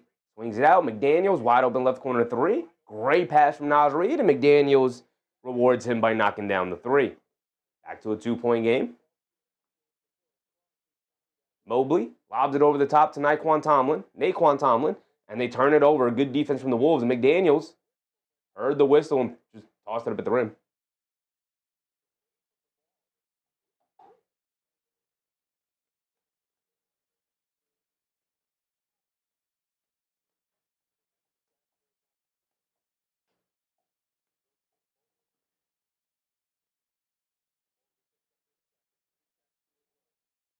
DiVincenzo gets it over to Gobert, hands it off to DiVincenzo, crosses over to his right, snaking it back to his left, foul line pull-up jumper, throws up an air ball. They got Dante stepping out of his role, man. Get Dante back in that role. Bring Dante back to New York. We know how to utilize him. Here comes Donovan Mitchell bringing it down. Mitchell coming to his left. Attacking Highland off the bounce. Stops, spins. Ooh, beautiful move from Donovan Mitchell. Leaves it off of Mobley. Mobley, fall-away jumper. Can't get it to go. The highlight will forever go unnoticed. Beautiful move from Donovan Mitchell, but they can't get the finish to the play. Highland on the left wing, step back three. Comes up well short. Mobley coming down with the rebound. Leaves it off for Tomlin. Tomlin on the right wing, back to Mobley. Mobley up top coming to his right. Reed steps out to guard him, back to Tomlin. Hands it off to Mitchell, coming to his right, driving it down in the paint. Steps through, kicks it out Mobley. Ran off the line by Reed. Has it along the baseline. Leaves it off for Craig Porter in the paint. Layup, got it to go. DiVincenzo again, hit back door. Come on, Dante. Everybody played great defense for you, and then you gave up the layup, big dog. Reed has it, tries to shovel it over to Gobert, knocked into the air. DiVincenzo saves it. Dante DiVincenzo coming to his left off the Gobert screen, hesitates from three. They get it over to Highland. Highland coming to his left off a Gobert screen. Back to DiVincenzo. Left wing three, no hesitation. Throws up an air ball. Rough minutes for Dante DiVincenzo here. And then nobody gets back on defense. Home run pass to Craig Porter Jr. for an easy layup. And it's 43-37. Naj Reid bringing it down. He has it on the left wing. Quick crossover to his left. Crosses back over to his right down the lane. To kick it out to DiVincenzo. And then DiVincenzo throws it away. What is going on, Dante? You got to get him out of the game right now. He is sinking his team. Bad defense, bad shooting, bad shot selection, bad turnovers. Nothing going right for Dante right now. My goodness. Ozahar, what's up, Ozahar? Donovan Mitchell has it up top. Coming to his left off the Mobley screen, snaking it back to his right hand. Settles for the mid-range pull-up jumper. Got to go over Gobert. And now they're back up by 8. Not back up by 8. They're up by 8. Their largest lead of the game. Cleveland is hooping. Cleveland is hooping. Kay Hazy said Dante crafted his game specifically for what the Knicks needed from him. He doesn't seem to be able to do that for Minnesota. Well, they fundamentally have him playing in a weird role right now. He and Anthony Edwards are sharing point guard duties. They're not starting a traditional point guard. And Dante definitely needs that. He's definitely the kind of player to play off of a high-usage ball player. Anthony Edwards should, in theory, be the guy providing that, but he is more of a slasher, downhill driver, and then kick out, rather than maybe playing out of a ton of screens and forcing defenses to collapse. In that way, helping off of Dante, it's very easy to stay attached to Dante and help off of other guys on the court. And they just haven't found ways to get him good, clean looks from three. Every time I see Dante shooting it, it's like some lightly contested or deep three from him.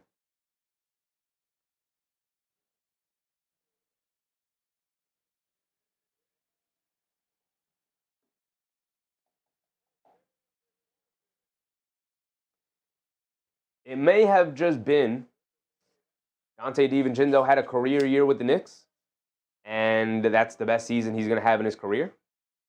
It could definitely just be that. And the Knicks sold high, which you rarely see teams do.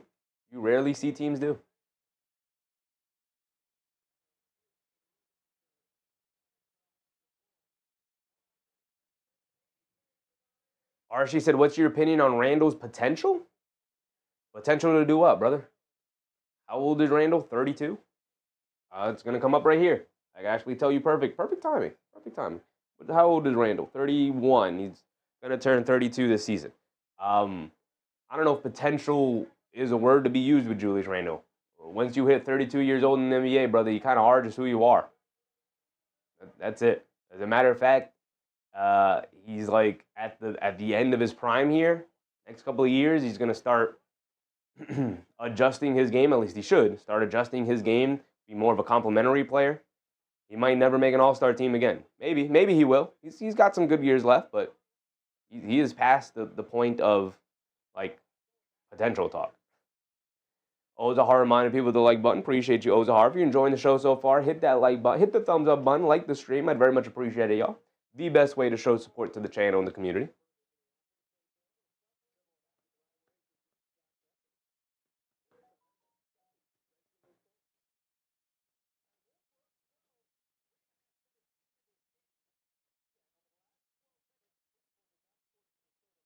Kinar said, no kidding, that's what I said. Not even Norman Powell came alive at the age of 32. I think Powell's 30. Powell is 30. I think Powell's 32. I think Powell is 32. He is an anomaly, though. We should not be comparing anybody to Powell. And Randle's already made his all-star jump. He's been to the all-star game twice. DiVincenzo down the lane, gets caught in the air, kicks it out to Highland, extra pass. McDaniels, a straightaway three, great ball movement, and he knocks it down at the shot clock buzzer. Randle's already made his all-star leap. He's already had all the opportunities he's needed to improve his game, and at this point, he just is who he is. Jared Allen blows past Randle from the perimeter. Come on, Randle. You can't get blown past like that. Come on, big dog. And Jared Allen goes into the paint for a big one-handed slam. Great move for Jared Allen. Here comes Highland, gets it over to Randle. Randle up top being guarded by Allen. Randle trying to direct some traffic, observing his options. Being guarded by Garland. Spins off of him quickly to the basket, pump fakes, shovels it out to DiVincenzo. Wide open right wing three for Dante. Can't get it to go, but Naj Reid dropped from the rafters for a two-handed putback slam. My goodness, where did he come from? Garland coming to his left off the screen to kick it out to Tyson. Good closeout from McDaniels. Tyson can't get the shot off. He spins in the lane against McDaniels. Goes up, gets blocked by McDaniels. Tyson looking for a foul. Hit ahead to Highland. Bounce pass to DiVincenzo to the lane. Got the scoop layup to go. Beautiful pass from Highland. Great finish from Dante DiVincenzo. And it's back to a three-point game. Neither team able to build up too much of a lead. Or even if they do, they can't hold on to that lead. And it's back to a single possession game here. 47-44 with 7 minutes to go here in the second. Romeo, what's up, Romeo?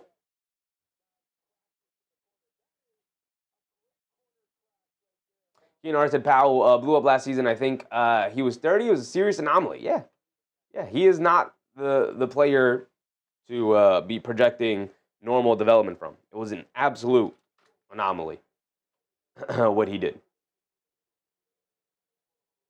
This Heat Bulls game is still delayed.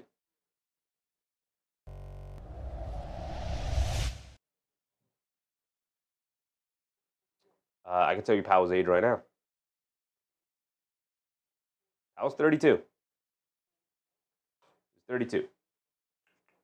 He was like 30, 31 when he made that leap, which was a crazy leap, which does not happen almost ever. Romeo said, looks like a good game right here. Somebody fill me in. Minnesota came out firing, got off to a hot start. Went up by 12 very early in the game. It was 17-5. Timeout from the Cavs. They came back out, battled back. It was a 1-point game going at the end of the first quarter, going into the second. Cleveland went up by as much as 8. Minnesota's battled back, and it's back to a 3-point game. And since it's been a back-and-forth affair all night. CEO King said, why is the Bulls game delayed? Jason told us earlier that there's some condensation on the court. And at this point, it's almost 9 o'clock. So this game might end up being postponed. But I could look. Actually, I got it open over here.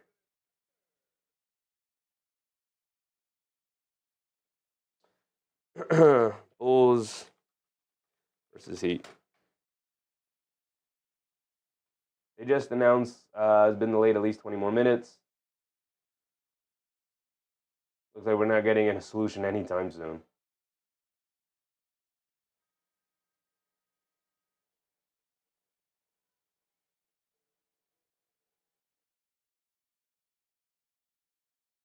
Where is this game being played? Is it being played? It's being played in Chicago. Chicago, get your stuff together, man. My goodness. Jason said, not looking good for that game right now. I mean, I just looked it up, and they said 30 more minutes, like 8 minutes ago, or 15 minutes ago, however long ago.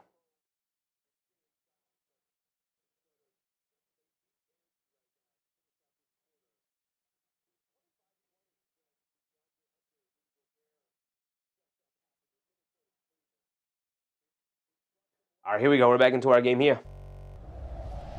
Allen hands it off to Merrill. Merrill coming to his right at the foul line. Leaves it off for Garland. Cutting back door to the rim. Can't get the layup to go. Looked like maybe McDaniels got a piece of it. Cleveland able to recover the loose ball. Able to get up another shot. Allen with the loose ball rebound. Can't get the putback dunk to go down. Now Minnesota rushing it down the other way. They kick it out to Highland. Wide open. Right wing three. Highland sets himself. Fires it up. Can't get it to go down. And now here come the Cavs pushing the other way. Garland has it up top, attacking McDaniels. Quick crossover to his right, down the lane, scoop layup. Gets blocked by McDaniels. Got to be a lot more explosive than that, Garland. We know you got it in you. Randle bringing it down against Jared Allen. Hands it off to Highland. Highland dancing around the Randle screen. Coming to his right, leaves it off for Randle. Randle sets and fires a straightaway three. Can't get that one to go. Tyson with the rebound, bringing it down the other way. 6 minutes to go. My timer's way off. We're a minute behind. Leaves it off for Garland. Dancing with it against Highland. Garland up top. Isolating, crosses over, down the lane, leans in, pump fake, goes up, layup, gets the foul. He's going to go to the foul line for 2 free throws as he misses the layup, though. And we're past the halfway point in this second quarter. We'll let our timer catch up here.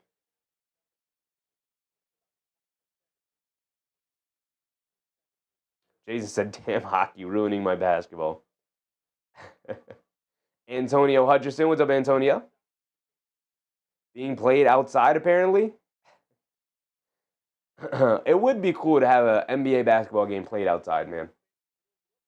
It would be cool.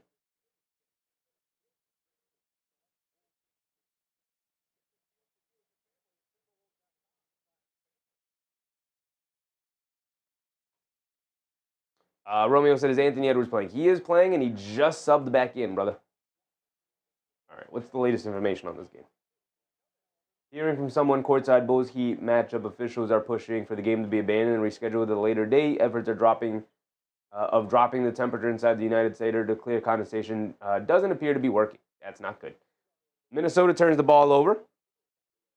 Merrill throws a lob up to Jared Allen for a slam over Randle. With no Gobert in the game, it's always an issue for the Minnesota Timberwolves protecting the rim. Anthony Edwards bringing it down the other way, and just like that, Gobert's at the scores table. Edwards gets it over to Randle. Randle up top, hands it off to DiVincenzo. Curling to his right, pocket pass to Randle. Randle pump fakes, tries to dribble it down against Jared Allen, loses handle, pumps, step back, tries to leave it off for Anthony Edwards. A bad pass from Randle. Should have just took the shot. Home run pass to Tomlin. Got the layup to go for Naquan Tomlin. And just like that, back up by 7, Cleveland goes. Minnesota not getting back on defense. Cleveland taking advantage. Randle on the left wing. Being guarded by Allen. Hands it off to Edwards. Coming to his left. Mid-range pull-up jumper. Tries to bank it in. Can't get it to go down. Garland. Hit ahead to Tomlin yet again. Tomlin on the right wing. Leaves it off for Garland. Garland cutting back door. Throws up a high floater. Got it to go over DiVincenzo. Back up by 9. Cleveland goes. This might be their largest lead of the game. The previous largest lead, I believe, was 8.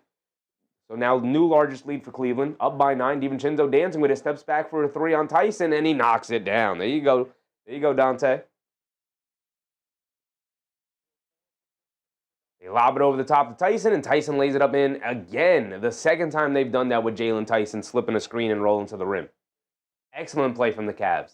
Edwards gets it over to DiVincenzo, standing in the right corner all by himself, and that's 2 in a row for Dante DiVincenzo. Now he's starting to heat up. Here comes Tyson. Tyson on the right wing. Backing down DiVincenzo. Tries to hit Garland, come back door, turns it over. Reed bringing it down 1-on-1 against Tomlin. Just blows right past him down the lane, draws the foul. He's going to go to the foul line for 2. That man is light on his feet. 7'9". He moves like a guard. Archie said so much security would be needed if an outside game were to be played. Probably. Which is why they'll probably never do it. Hey, Hayes said someone needs to call up Adam Silver about outside. Look, man, why are we not playing preseason games at Rucker Park between the Knicks and the Nets? They're both in New York. Play a preseason game at Rucker Park. Would that not be fire? Would that not be fire? The legendary, probably most famous outside basketball court in the world? Naj Reed knocks down the first free throw. Why are we not doing that, even if it's just a preseason game? CEO King said, why is Gobert not in foul trouble? Is Gobert usually in foul trouble? I don't think he is. I said, for the record, Powell has further improved this season. He's actually even way more efficient this year in Miami. Super rare. Incredibly rare. I can't even think of another player to compare him to. He is an anomaly. Reed misses the second free throw, but gets his own offensive rebound, but then throws it away. Threw it over the head of Edwards. And now here come the Cavs bringing it down. Garland, up top. Coming to his left off the Allen screen. Driving it down. In the paint. Nash dribble. Kicks it out to Mitchell. Mitchell dancing with it. Picks up his handle. Gets it over to Garland. Back to Mitchell. Mitchell in the paint. Leans in. Puts it above glass. Got it to go. End the foul on DiVincenzo. Going to send Donovan Mitchell to the foul line for one more. Jason said, somebody losing their job today. I know operations staff at United Center are all getting their LinkedIn profiles updated as we speak. Jason said, man, at the Rucker, court gets stormed so fast. I mean, you have security to do it the proper way, but, why are we not doing preseason games in really famous parks, man? Really famous courts. Why are we not doing that?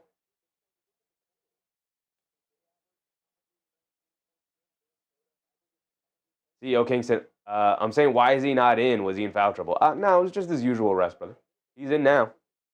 Mitchell knocks down his and one free throw. Conley coming to his left, off a screen. Hands it off to McDaniels, kicks it out to Gobert. Gobert hands it off to McDaniels. Mitchell trying to jump the passing lane. Jump too far, though. McDaniels Able to blow past him and get the easy floater in the lane. And Mitchell has it up top, being guarded by McDaniels.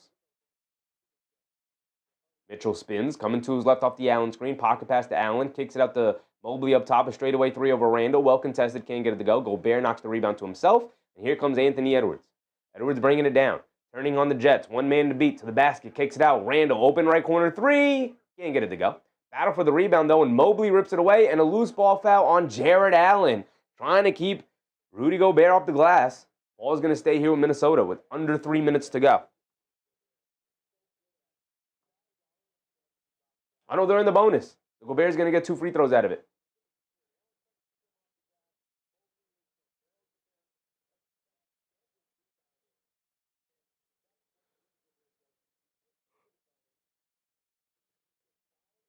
(58-53) with just under 3 minutes to go here in the first half.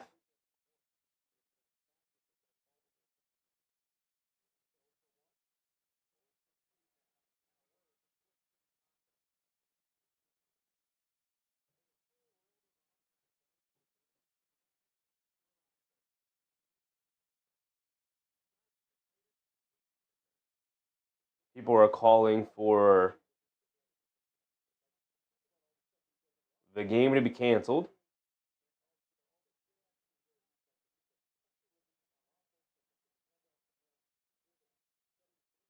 But no decision has come down yet, so they're still struggling there. Garland walks into a straightaway pull-up three. Got it to go. Gobert split the free throws, by the way. So now it's 61-54, back to a 7-point game. Randle has it on the left wing, dancing with it, coming to his right up the Gobert screen. Foul line, wide open pull-up jumper. Got it to go for Randle. There you go. Anthony Edwards has been uncharacteristically very quiet in this first half. We did see him come up limping a little bit with the sore foot, which he was questionable with coming into tonight. Mitchell, pocket pass down low to Jared Allen for a one-handed slam. Great pass from Mitchell. Great roll from Allen. Bad defense from Minnesota. And Conley gets it over to Gobert. High post, left wing. Hands it back off to Conley. He's dancing around the screen. Puts up the threes. They go under, and he makes them pay by knocking it down. 2 minutes to go here. Where's my timer keep stopping? I'm not hitting that button. Mitchell coming to his right, off to Edwards chasing.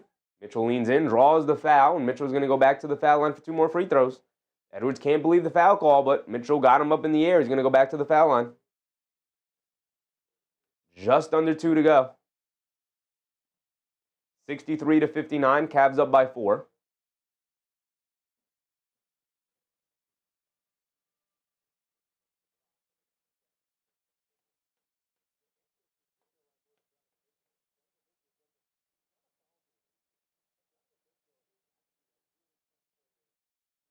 Mitchell knocks down the first one. He's got another one coming.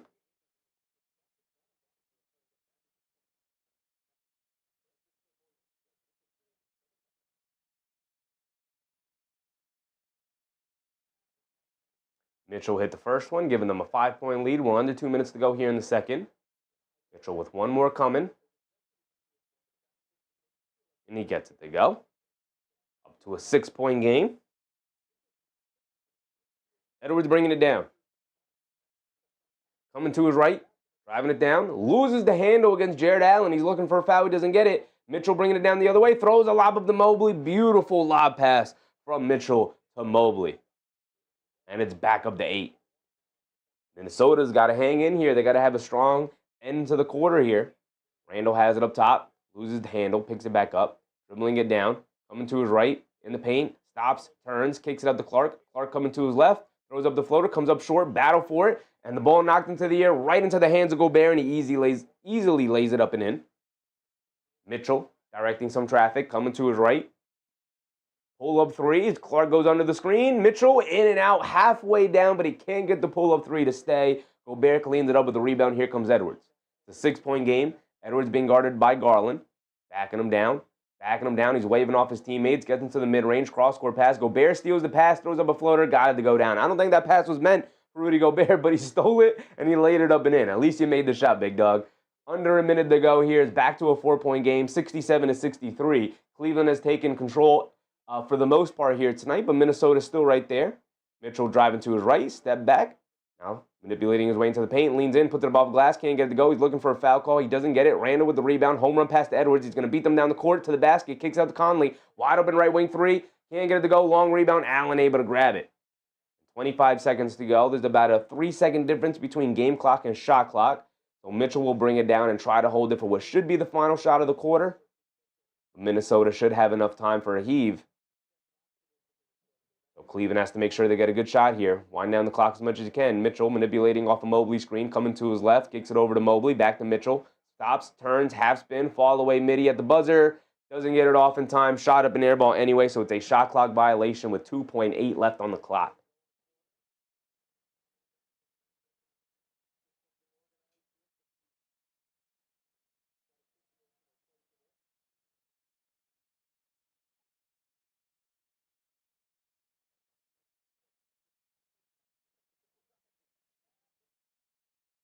Get it into Edwards, half-court heave from him.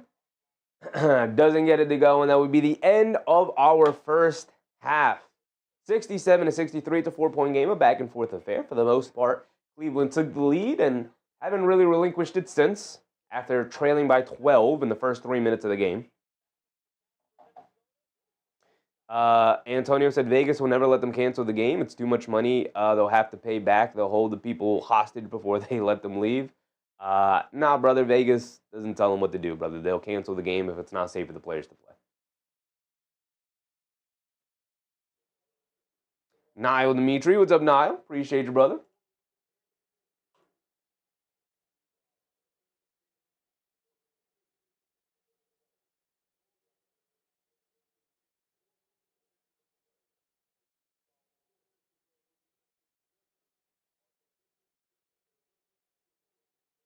Still no updates on it. I guess they're still trying to clean up the court. It's been over an hour now. Supposed to tip off at 8, which means 8:10, and it's now 9:10. So they are officially an hour past tip-off time. Other than that, the only other game we have on is Pacers versus Hornets, y'all.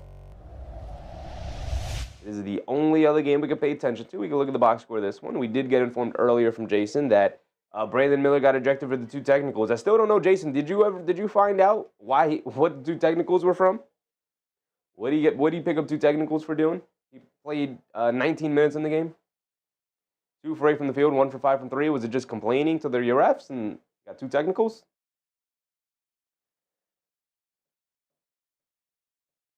LaMelo coming off the ball. He's got 33 points halfway through the fourth quarter in this one.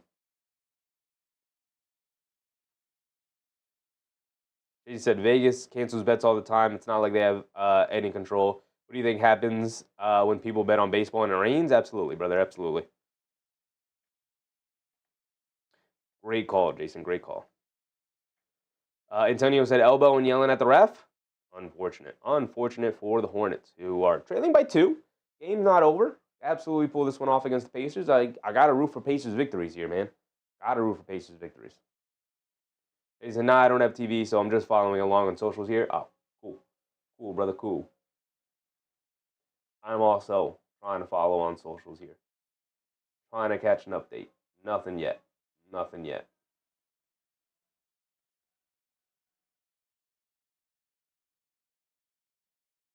Maybe if I also pull up the actual live stream of the game, I can do that here. This one I could put on League Pass.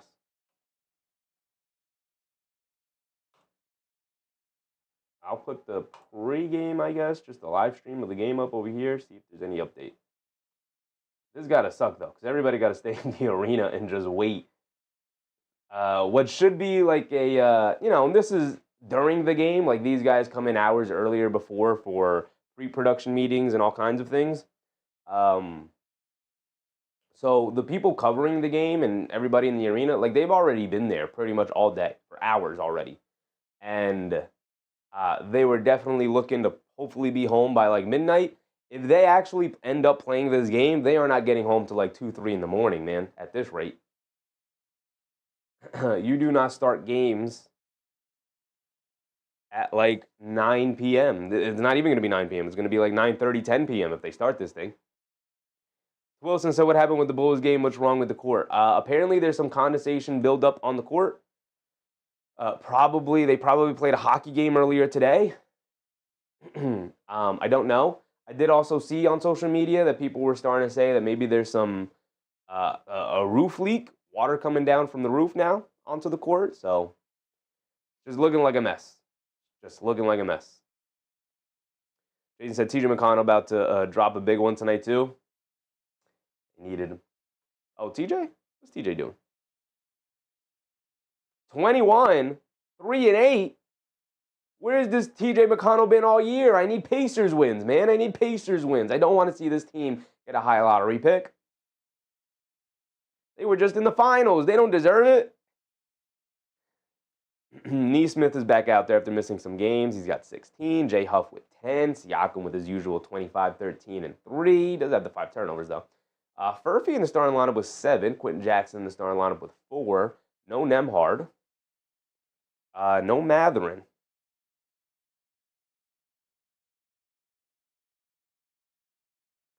Jason said someone at the game said another 15-minute delay just got announced a minute ago. Oh my goodness. At least it's slowing down. The last delay update we had was a 30-minute delay. So at least now they say 15-minute delay.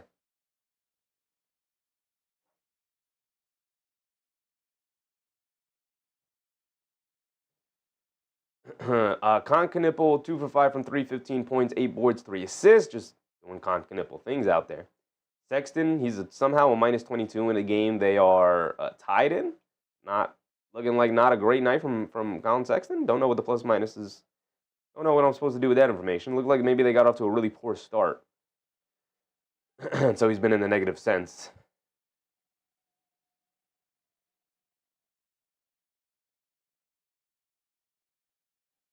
But we're tied at 106. 4 minutes left in that fourth quarter. Dallas and Utah is tipped off already. Look at this. The late game. Technically, the late game is already tipped off before this Miami-Chicago game.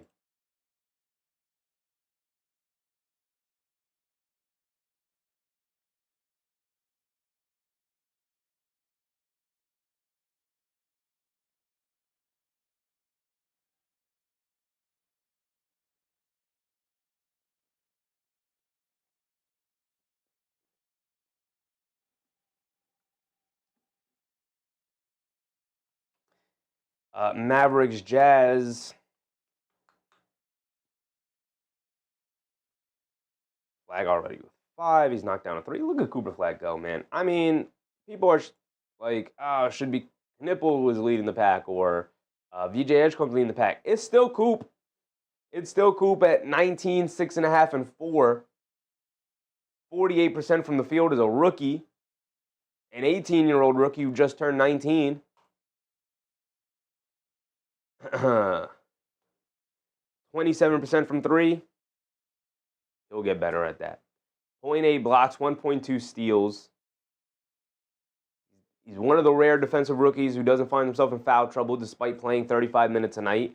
Only 2.3 fouls per game. Only 2.2 turnovers, not turning over the ball super often. Are they coming out on the court? Hold on. Maybe not. Maybe they're just testing it.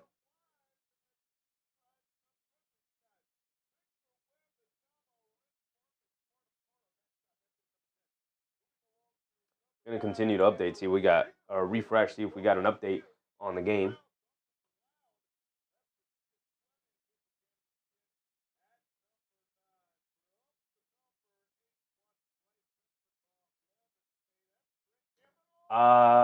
Is it delayed? Is it officially delayed?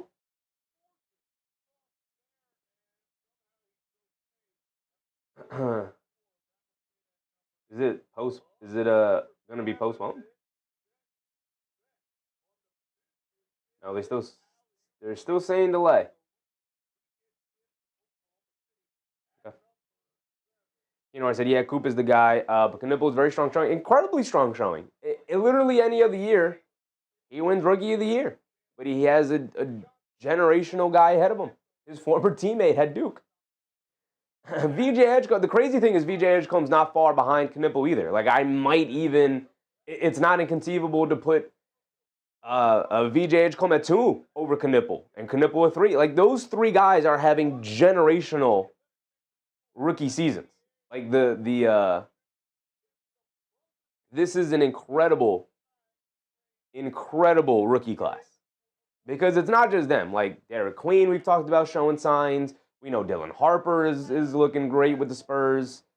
I feel like I'm missing somebody, but my goodness, the list is just endless with this rookie class. It's great. Great. Mo Diawara is out there doing his thing. He seems great. Ozahar said Timberwolves are going to win. I mean, it's going to have to take a heck of a performance in the second half here. Cavs playing very well in that first half for sure.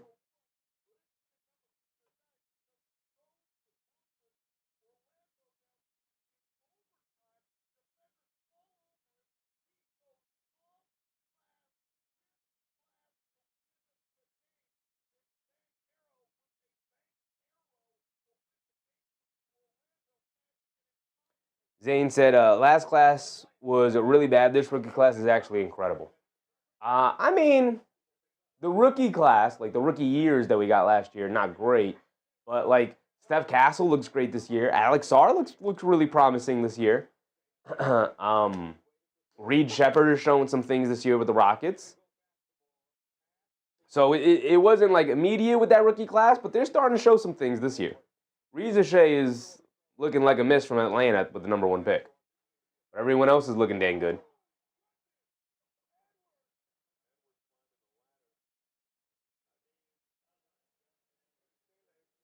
Jason Big Mo D. Yes, sir.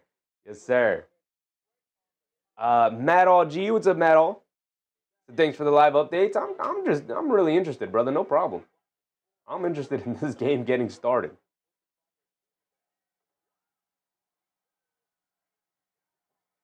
Kinar said Mo in the conversation within Knipple. I mean, we could bring him up. Why not? Why not bring up my boy Mo? You know I love me some Mo Diawara, man. No real updates. Let me refresh the page. No real updates. It did say 15 minutes, like only 5 minutes ago, so we're gonna have to wait a little bit. Jeff Brown said Proctor is good, just developed behind some good players. Yeah, I mean, I don't love Proctor. I haven't seen too much from him, but he's got some promise. Definitely needs some space to continue to grow, playing behind guys. Ozahar, VJ Edgecombe is awesome. He's great. I hate how much I really enjoy watching Tyrese Maxey and VJ Edgecombe, considering they're wearing Philadelphia jerseys. Like literally almost any other team. Like why couldn't they play in Portland or literally any other place but like Philly, Boston, or Miami. Those are the 3 teams I really don't want to see a backcourt like that. And of course, it's got to be in Philly.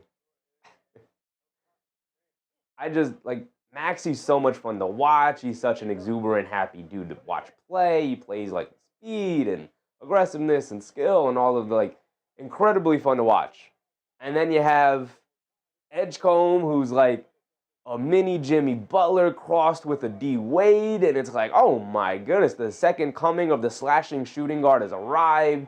The 3-point shot is there. He seems fantastic. The defense is there as a rookie. The offense is there. The shooting, all the promise is there. And then they got to play in Philadelphia, man? Come on. How am I supposed to root for that? Now, Dimitri, what's up, Niall?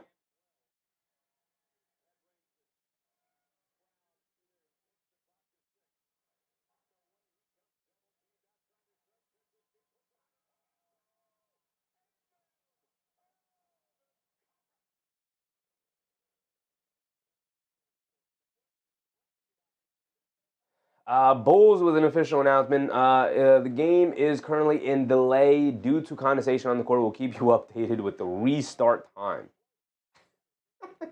Thanks. 1 minute ago is the update the official Bulls account put out. Thanks. Thanks.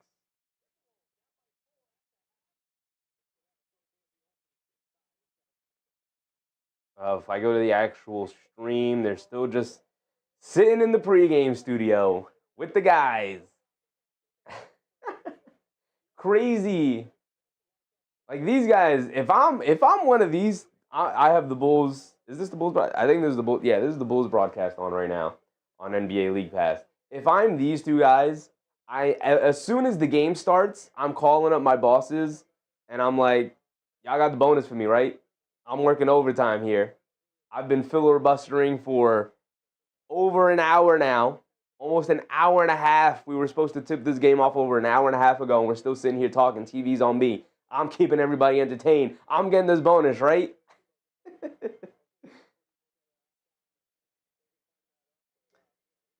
Keenar said, yeah, it's like the guy with the ridiculous hops, elite defense, and incredible moves showed up in that red uniform. It's super unfair, man. It's super unfair. Clutch game, Jason, too. Yeah, I mean, the kid has it all. He somehow has it all. It's so annoying because I love him. I love watching him play. I want to root for him. But he literally plays for Philly. How can I root for that? How can I root for that? It's so annoying.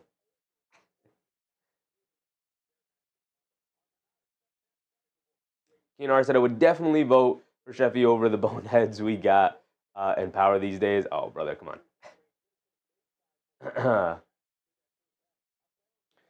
You got some boneheads. You got some boneheads. All right, looks like we're going to get ready for this second half after this next commercial break. Locks too tough. What's up, Lock? Show the real game. I wish I could, brother. I wish I could. If I could, I would. If I could, I would. But they shut the stream down immediately. So this is the next best option. Jazz up by 10. We do need some Jazz wins. No, we don't. No, we don't. We don't want any more. Well, it doesn't matter. Both of these teams suck. So, you know, in terms of like rooting for the Wizards, I guess it doesn't really matter. It's a lose-lose proposition. Looks like Charlotte holding on to a 3-point lead here with 1:30 to go. We'll keep an eye on that one. So here we go. Everybody's coming out for the start of the second half. Here we go.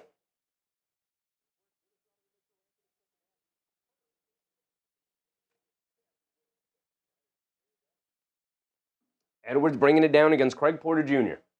Get over to Randle, being guarded by Mobley. High right wing. Get over to Edwards, coming off a Gobert screen off ball, driving it down along the baseline. He's got two defenders on him, manipulating his way. Takes it out to Randle. Doesn't settle for the three in the paint. Pump fake goes up, gets the layup to go. Beautiful move from Julius Randle there. Not settling for the three, getting into the paint and getting the layup. Comes Garland, bringing it down the other way, looking for an answer.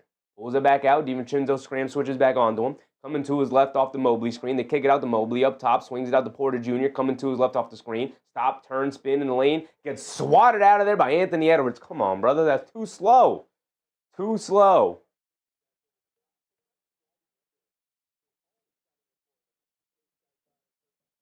Next update will be at 8:30, so 9:30. 2 more minutes, so we'll leave it at there. They get it into Mitchell. Mitchell dancing with it against McDaniels. Dribble pull up three. Kareem's off the side of the rim and goes out of bounds. Ball back to Minnesota here. So we're going to get an update on this game in 2 minutes. On the Chicago Bulls, Miami Heat delayed game. Randle has it up top being guarded by Mobley. It's a 2-point game, 67-65. We're only a minute into the second half here. Randle, step back three over Jared Allen. He gave him space, and he made him pay. And Minnesota retakes the lead, 68-67. Garland bringing it down. Has it on the left wing, being guarded by DiVincenzo. Coming to his right, off the screen, down the lane, throws up the floater. Off the back rim, can't get it to go. Gobert with the rebound. Quick outlet to DiVincenzo. Pushing the pace. Has it up top. Pulls it back out, kicks it out to Randle. Randle being guarded by Garland. He's just going to blow right past him in the lane. Step back, steps through, and gets grabbed and fouled. He's going to go to the foul line for 2. Julius Randle getting them going. Got a layup. Knocked down a 3. Now drawing a foul. Showing them the whole bag right now. Showing them the whole bag. Threes, layups, pump faking and driving it down, drawing a foul to the mid-range. 3-level scoring right now from Julius Randle. Foul line for 2. He knocks down the first one. Got another one coming.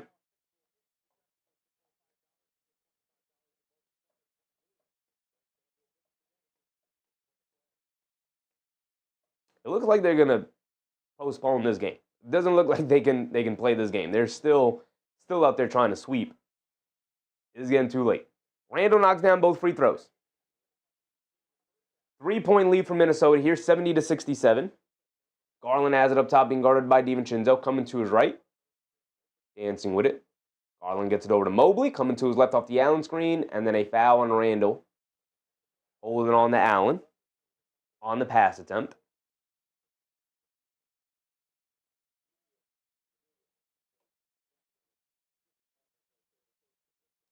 Refresh the socials. See if there's any official update. Mitchell misses a pull-up three. Edwards with the rebound over to DiVincenzo in the corner to McDaniels. He's being guarded by Garland. They're picking on Darius Garland right now. Mid-range pull-up jumper from McDaniels. Got it to go. 5-point lead for Minnesota now. Cleveland has yet to score into this second half. Minnesota holding on to a 5-point lead. Mobley dancing with it against Gobert. Pulls it out. Crosses over to his left. Stops, turns, spins, flips it over the right hand. Got it to go over Rudy Gobert. Excellent move from Evan Mobley to give them their first basket of the half here. Here comes Randle. Randle bringing it down. Has it on the right wing. Randle being guarded by Mobley. Sidestep pull-up three on the right wing. Comes up short. Long rebound right back to him. He's going to put his head down and drive to kick it out to Edwards. Catches. Pump fake. Sets his feet. Fires a corner three. Got it to go for Anthony Edwards. And a timeout for the Cleveland Cavaliers. 9:19 to go. And a 6-point lead for the Minnesota Timberwolves. 75-69.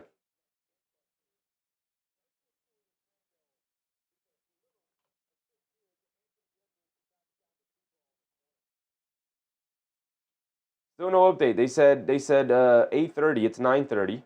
So it's an hour time difference.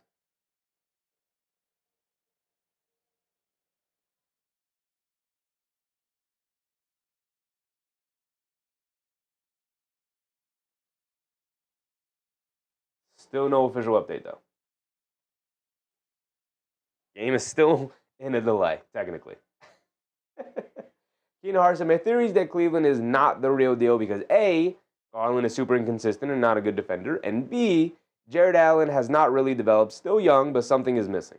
I mean, is he still young? How old is Jared Allen? I feel like he's got to be somewhere in his prime, right? Like 28, 29, 27. Yeah, so still young. But the issue with Jared Allen is the same issue that's been there his entire career. I just don't see a course correct for him at this point. He just does not have that kind of personality. And to this point has not put in the work to bulk up at all.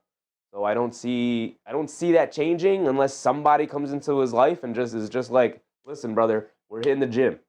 And that's it. That's all we're doing. We're not working on basketball skills. We're not doing anything this offseason. We're hitting the gym. You got to put some muscle on. You got to gain some strength. It's not even about putting muscle on per se, but it's about getting a lot stronger in his core and his body to hang down low. He just gets pushed around way too easily. Way too easily.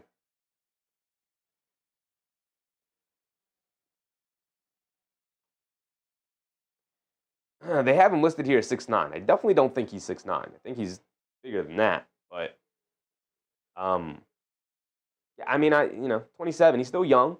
That's not old. You should be hitting your prime around this time, but not looking great this year. It's been super inconsistent. I said he needed a team with that Moses Malone like Charles Barkley to show him what it takes.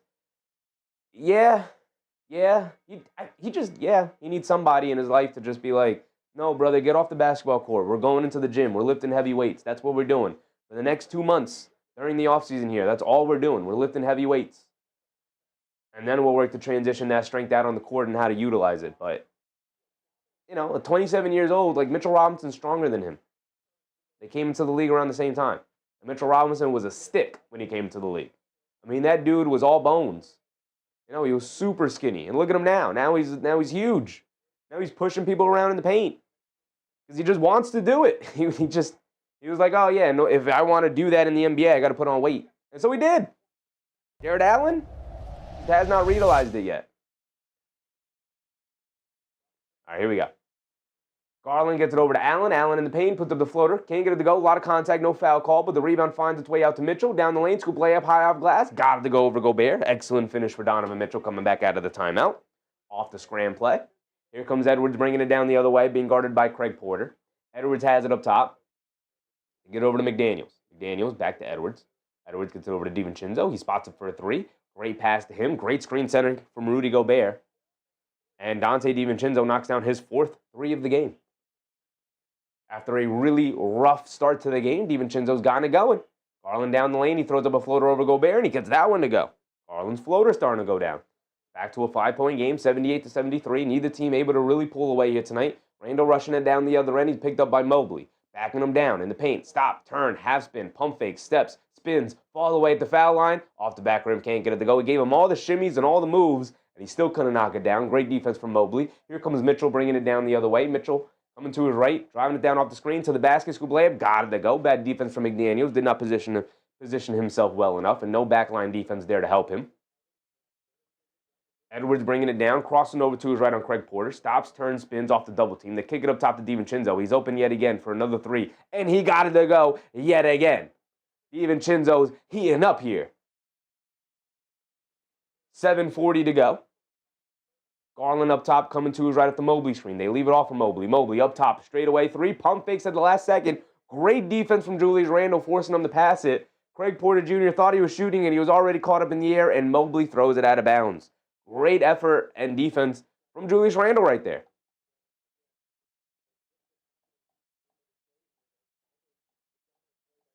Brandon said Wolves back in the game. Yes, he is. Yes, he is. Keenar said he needs to go to the Steven Adams School of Strength.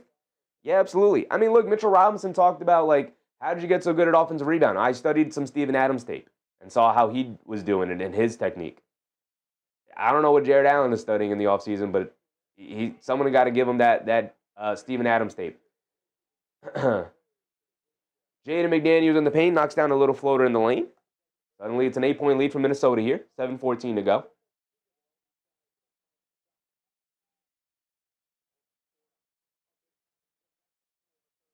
Garland bringing it down against McDaniels. Garland coming to his right up the Allen screen. Throws it over to Mobley. A bad pass. Mobley able to recover it. They get it over to Garland in the lane. Throws up another. Oh, this time was a lob. And Edwards and Gobert came over and knocked it loose. Randle down the lane. A freight train to the basket. Gets chased down, blocked by Craig Porter Jr. Ball will remain with the Timberwolves here. But the defense has really ticked up from Minnesota in the second half here.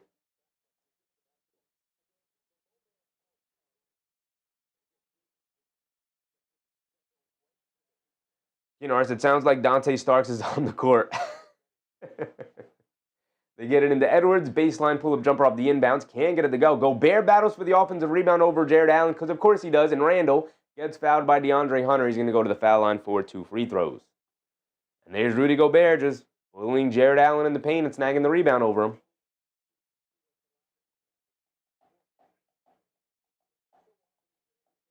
Technically, this Heat Bulls game is still in a delay. It is here in the Northeast New York area. It is 9:40 p.m. Hey, man, it's a good thing we didn't do this game. I'll tell you guys that.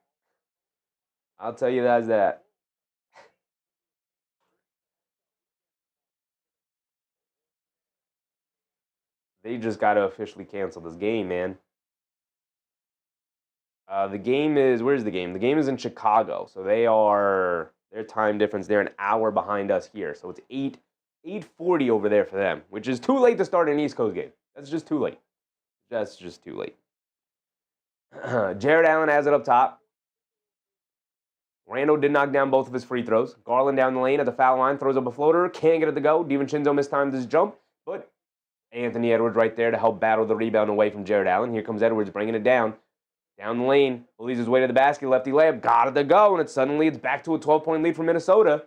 This ties their largest lead of the game, which they had, and McDaniels comes up with a steal in the lane. He throws up a floater, and he rattles it in.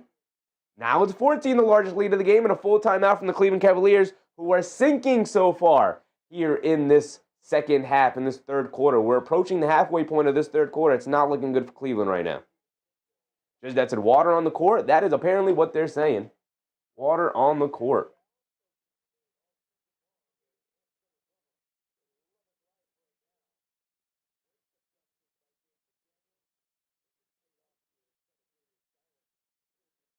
apparently there's some leaks that keep wetting the court now. That is what they're saying.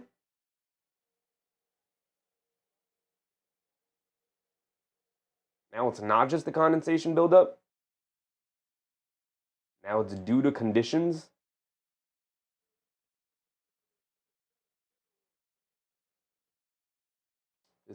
I'm reading this from social media. I don't know how accurate any of this is, but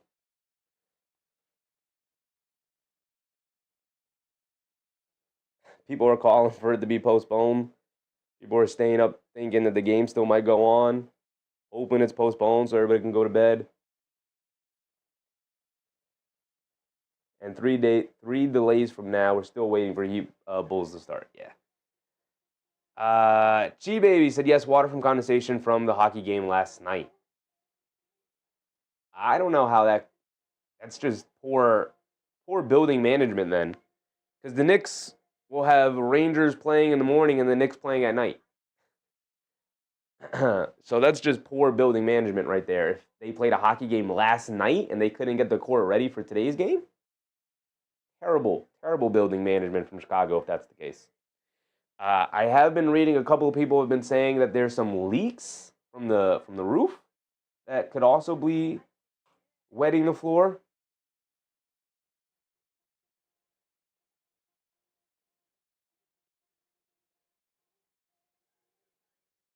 But no updates since then. I'll try to keep you guys posted.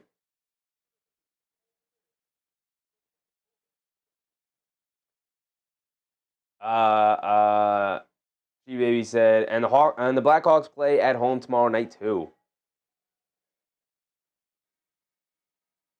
I don't get it. You know, I said, oh, Chicago, it rains and snows all the time there. It does.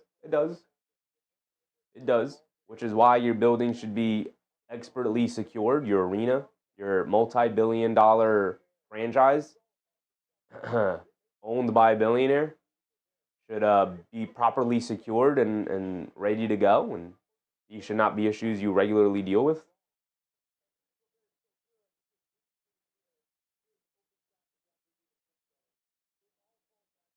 Just that said, NBA coaches will call a timeout after 11-0 runs. They definitely should. All right, now Minnesota also trying to apply some full court pressure here, trying to put some extra pressure on the Cavs offense here. Is really sputtering. Sam Merrill is back in the game. They get it over to Garland, coming to right up the Allen screen, down the lane at the foul line. They kick it up top. Merrill fires a three over DiVincenzo. He comes up short. Gobert with the rebound. They kick it over to Edwards. This is not looking good for the Cavs. Edwards has it up top. They're going to look to run some offense. They're already holding on to a 14-point lead, trying to extend it. Gobert comes up, sets a nice strong screen for Edwards. Edwards zeroes down the lane and then throws it away. Good defense from Merrill to step in the way. Forced him to throw it away. Garland with the steal. Garland down the lane now. Lefty layup. Got it to go past DiVincenzo. And DiVincenzo hit ahead to Randle. Randle on the right wing. Backing down Hunter. Up top to DiVincenzo. A deep straightaway three for Dante. Oh, he's feeling it. Dante's in flamethrower mode tonight. 92-77. Largest lead of the game, 15 here. Hunter down the lane. Tries to bully ball Randle. Randle doesn't move. So Hunter goes to the fall-away midi, and he gets that one to go down. Edwards bringing it down the other way. 5 minutes to go here. They get it over to Gobert. Gobert up top. Hands it off to fakes the hand off to DiVincenzo. Gobert keeps it. Now hands it off to Randle. Randle up top. Jab step. Coming to his right. Stop. Backing down Hunter. Spins down the lane. Flips it up the left hand. Got it to go. Beautiful move from Julius Randle right there. Hunter bringing it down against Edwards.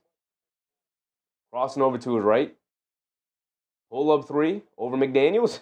Throws up a really shallow air ball.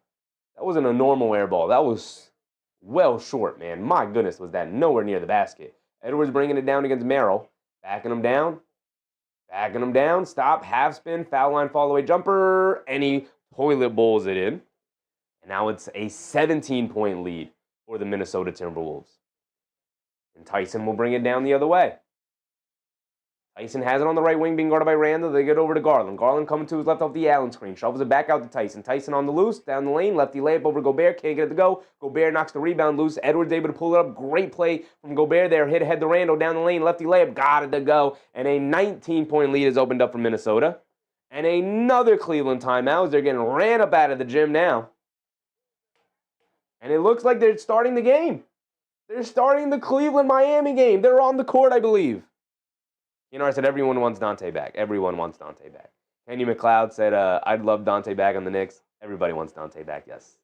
We all want Dante back.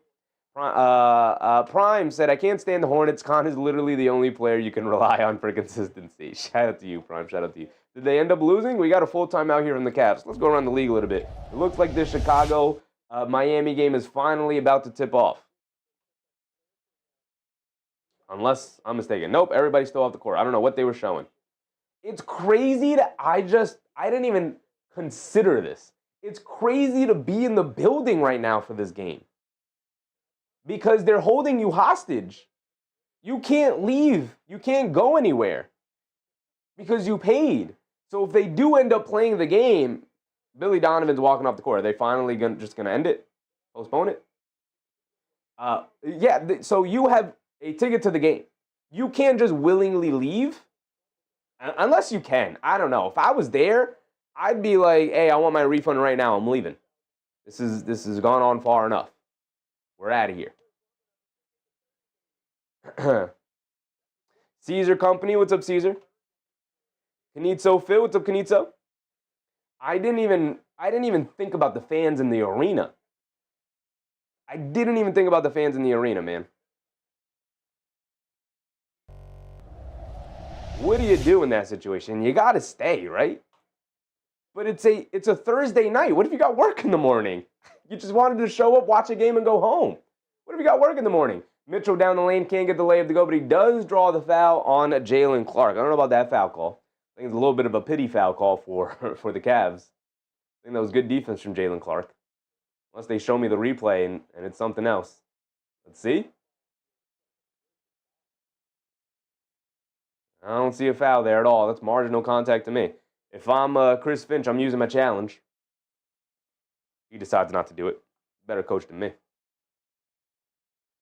Just that's at a 35-12 third. Wow. Yeah, it's getting rough out there. 35 points to 13.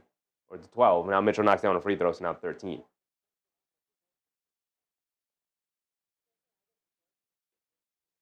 Just that said, they might allow 50 in the third. Yeah, the way it's going, it's not looking good for the Cavs. I mean, there's only 3 minutes and about 30 seconds to go, so not a lot of time left.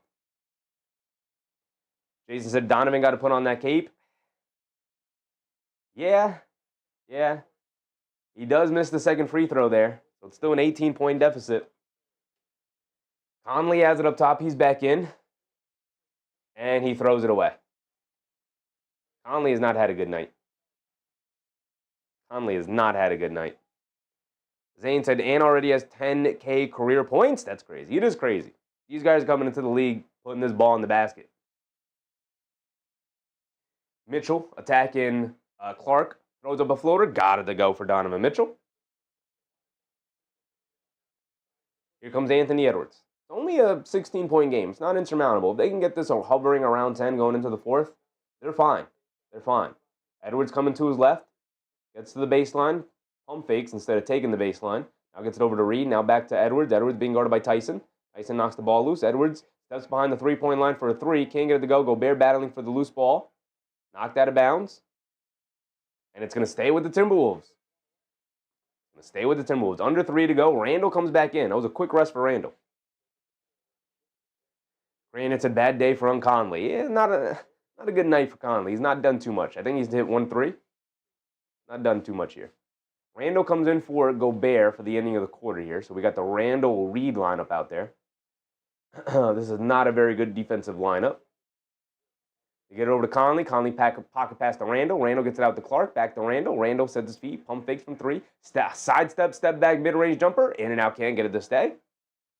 Tyson with the rebound. Quick outlet to Mitchell. Mitchell bringing it down against Conley.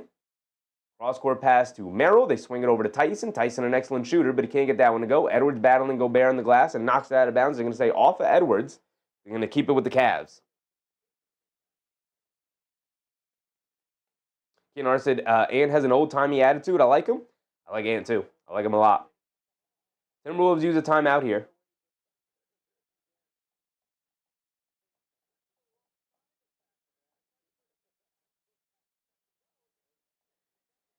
Canizzo said, drafting Ant almost makes up for passing up on Curry twice.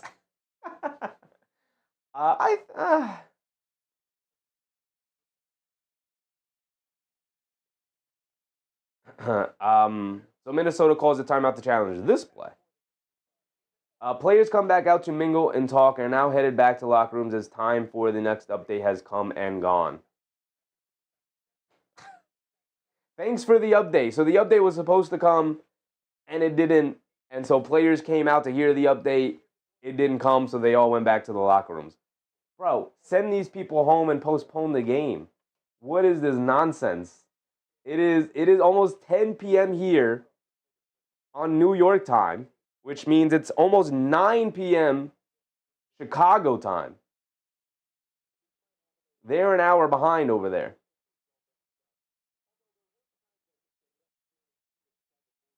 This is crazy. Canito said, if Chip comes, I'll be happy, though.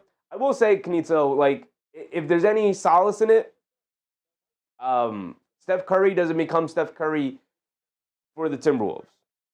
It doesn't happen. Like everything occurred. Everything occurred the way it was supposed to happen. In the sense that, like, everything fell into place for Golden State. Like the Draymond draft pick, the Klay Thompson draft pick, like everything worked out. The Curry bad knees, allowing them to have the contract situated in the way they did in order to sign the rank. Like it all worked out in a very specific way for Steph Curry. Like it would not have worked out that way if Minnesota drafted him. He would not have become Steph Curry, in my opinion. It would still have been awesome. But guys probably would have traded him, which is the same argument us Knicks fans have, which is like if he came to the Knicks at that point. The Knicks had the pick right after Golden State selected Curry. They probably would have ended up trading him because he had all the ankle injuries 4 years into his career. It's a successful challenge by Minnesota. An approximate foul on Mobley. So Minnesota gets the ball back. Jaden said if they try to make these guys play, it's bordering on malpractice. If one of those guys were to get hurt, on a night like tonight, it would be a disaster. It would be an absolute disaster.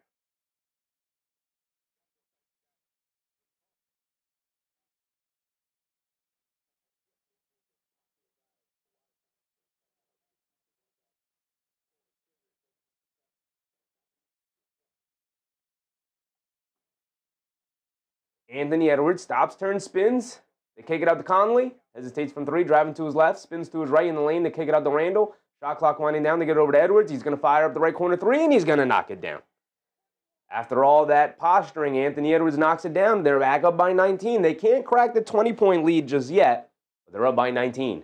Mitchell tries to get it to Mobley cutting down the lane, and Jalen Clark jumps the passing lane and gets the steal. They get over to Conley, now over to Randle. Randle pulling it out, hands it back up to Conley. Conley back to Randle. Randle being guarded by Merrill. They spray it out to Clark. Clark is just going to put his head down and drive. Layup, can't get it to go. Good drive from Clark, but you got to get those finishes to go down, even against Mobley. They get it over to Mobley. Mobley sprays it out to Merrill. Merrill hands it off to Tyson. Now back to Merrill. Merrill hesitates from three, and then a kick ball on Reed. Good defense from Reed to get his foot in there. Try Baby said on Clutch Sports, it has been postponed. Finally. Definitely needed to be postponed. Say too funny. What's up, Say? Rudy Gobert, get in. I need 2 freaking points. He'll probably play starting the fourth quarter, at some point in the fourth quarter. Mitchell has it up top, being guarded by Randle. Mitchell's dancing with it. They get it over to Hunter, attacking Reed off the bounce. Gets to the paint, fall away jumper. Got it to go for DeAndre Hunter. A little over a minute to go here. Clark gets it over to Randle. Randle on the right wing, being guarded by Mobley. Shoves it over to Conley. Conley coming to his right.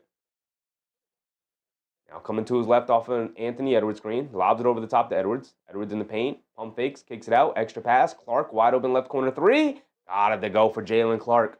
And there's the 20-point lead. And then Clark fouls Mitchell. There's the 20-point lead that they were looking for. I gave them 1 extra point that they needed. It's 84-104. TMB said, did they cancel the Bulls game? It's not on FanDuel anymore. Yes, I do believe. Let me make sure. I do believe they canceled the Bulls game. We've been following it all night, whether or not they were going to actually play. Yep, the game has been postponed due to contestation on the court.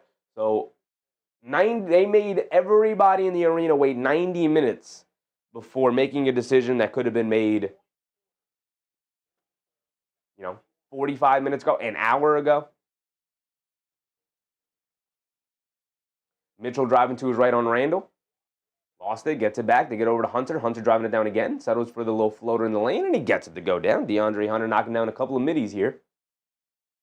But they're trading 2s for 3s. It's an 18-point deficit for the Cavs here. Conley gets it over to Randle. Randle almost got the ball stolen by Tyson. Randle dancing with it now. Has it up top. Randle likes this matchup. Struggles with his handle. Gets it out to Clark. Clark down the lane, throws him a floater, and he answers right back with a floater of his own over Hunter. Anything you can do, I can do better. 15 seconds to go. Donovan Mitchell walking it down. Being guarded by McDaniels. Bullet pass over to Merrill. Merrill back to Donovan Mitchell. Step back 3 for Donovan Mitchell. Splash, nothing but net for him. My goodness. Conley bringing it down the other way. They get it over to Clark. Clark with a heave. Almost got it to go, but that will be the end of our third quarter here. 106-89, a 17-point deficit for the Cavs. I would not feel comfortable with this. Like, I would have felt more comfortable if the Cleveland Cavaliers could have got a closer to 10-point game. Like, even if it was like 12, maybe even 13, 14-ish. 17 is a little much. Prime said, every pick just voided off the ticket from the Chicago game. That's what happens. That is what happens when a game gets postponed. Zane Pog said, Luka reached 10K at 24 years old, 324 years, 300 days old, and was the sixth younger player to do so behind LeBron James, Kevin Durant, Kobe Bryant, Carmelo Anthony, and Tracy McGrady. Ant did it 24 years, 157 days today. That is also like a games played thing. Luka missed some time. We know he has dealt with a couple of injuries here and there in his career.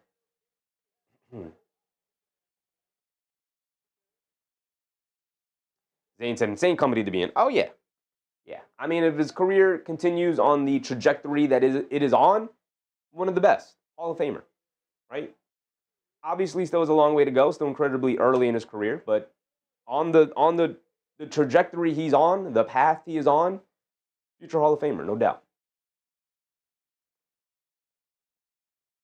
Prime said, glad I didn't use some kind of 100% profit boost or something. Lewis said, why was Miami Heat versus Bulls game postponed? Because they could not stop the water on the court, which made the court very slippery, which obviously would make it very unsafe to actually play a basketball game on or do anything on, for that matter. But the game was delayed for over 90 minutes, over an hour and a half, and then ultimately they couldn't get the condensation and the water off the court, and so they just had to postpone the game.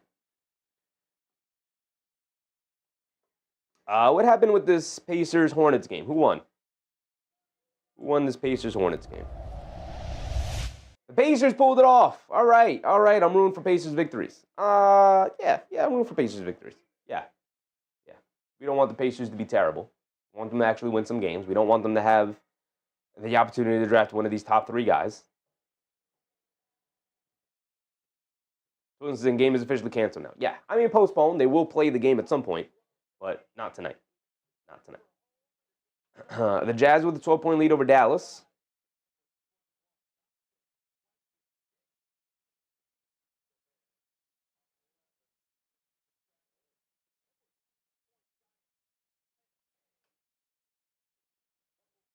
Here we go. Start of the fourth quarter, y'all. You got 12 minutes of basketball. Can the Cavs pull off this comeback? They get over to Mobley. He's going to quickly fire up a straightaway 3, and he's going to knock it down. I was talking about I'd feel not the best, but decent if it was 14 going into the fourth, and immediately to start the fourth quarter, Mobley knocks down the 3, making it 14. So let's see if they can pull off some magic here. Definitely not insurmountable. They can definitely make this comeback happen. Highland along the baseline. They swing it up top to McDaniels. He pump fakes from 3. He's going to take the lane, leaves it off for Gobert. Behind the back pass from Gobert out to Highland. Highland gets into the mid-range follow-away jumper. Got it, go. Excellent ball movement from Minnesota there. Everybody touched the ball. Even a behind-the-back pass from Rudy Gobert during that sequence. Garland down the lane, throws up a high floater over Gobert. Got it to go. And DiVincenzo will bring it down the other way. Gets it over to Gobert. Hands it back off to DiVincenzo. DiVincenzo leaves it off for Reed. Reed gets it back to DiVincenzo. Coming to his right off the Reed screen. And a moving screen on Reed. Extending his hands on the moving screen. That is an automatic call every time, Naj Reid. You can't be complaining on that one. Ozahar said Cavs can win. It's possible. Possible. 14-point game. And an off-ball foul on Highland there.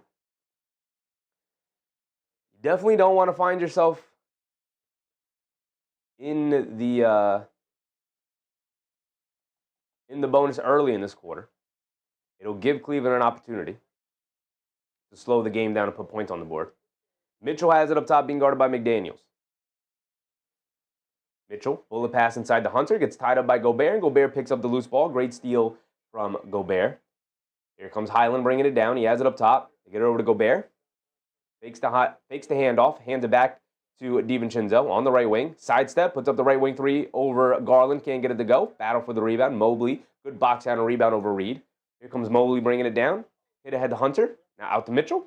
Mitchell gets ran off the line along the baseline, throws up a floater, gets a nice soft bounce, and he gets it to go down. It's a 12-point game, guys. 12 with 10 minutes to go. This is anybody's ball game. With Anthony Edwards and Julius Randle out, the offense getting a little slow here. Naj Reid, just like that, answers right back and knocks down a three. They needed him. We talk about Naj Reid needing to have good games or else they start to run out of offense, and here's an example of it. They need Naj Reid to get going here to keep the offense going. Jared Allen knocks down a nice floater in the lane. Gets a nice friendly bounce off the back of the rim. Naj Reid shoves it over to McDaniels. McDaniels gets it off to DiVincenzo, coming to his left off the handoff. Pocket pass back to McDaniels. Spins to his left, being guarded by Garland. Steps through down the lane, puts up the floater, can't get it to go. Gobert battling on the glass. Can't hold on to the rebound. Good hustle from Allen to keep it away from him. Here comes DeAndre Hunter driving it down against Highland to the basket. Can't get the floater to go. Battle for the rebound. DiVincenzo ends up with it. It's a 5-on-4 as Allen fell into the stands. DiVincenzo swings it out. Naj Reid wide open. Right wing three. Knock me down. Got it to go for Naj Reid. There it is.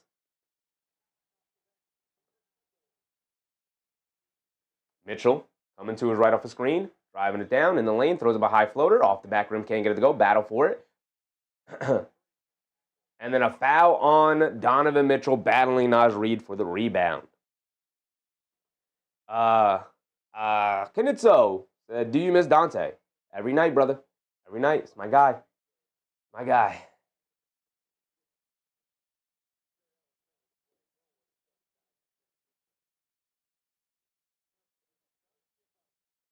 He'll find his way back on the Knicks at some point in his career. He'll end up wearing orange and blue at some point. Naj Reid fires up another three. Can't get it to go off the back rim, but the long rebound out to McDaniels. McDaniels steps back, gets it over to Reid. Reid gets it to McDaniels, cutting back door again. And McDaniels can't get the finish, and Mobley knocks the rebound out of his hands, and here comes Mitchell. Mitchell cross-court pass to Merrill. Merrill extra pass to Garland. Garland quickly fires up a left wing three, comes up short, and McDaniels rips down a rebound. Hit ahead pass to Reid. Reid on the right wing being picked up by Merrill. They kick it out to McDaniels. McDaniels back to Reid. Reid in the post, backing down Merrill. Now faces up, now back in the post. Leans in, kicks it out to DiVincenzo. A bad pass from Naj Reid, and now here comes Mitchell bringing it down. Mitchell driving it down to his left in the paint. Scoop layup, got it to go. Beautiful, beautiful fancy finish from Donovan Mitchell there. It's a 14-point game. A 14-point game with 8 minutes and 20 seconds to go. Naj Reid has done a valiant job of keeping this lead decent. Decent lead right now. Canizzo said cat trade win-win. It is. I think Minnesota is satisfied with Randle and DiVincenzo. I think the Knicks are satisfied with Karl-Anthony Towns. I don't think it's been like a perfect fit for either team, but I think it's been a good enough fit for both teams.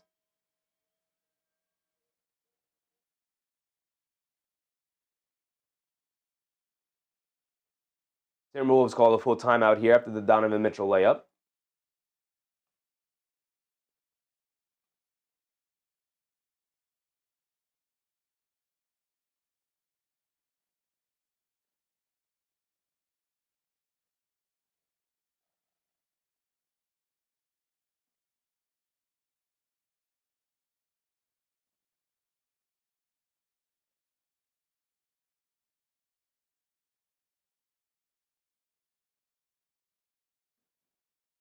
Canizzo said, yeah, like a B plus.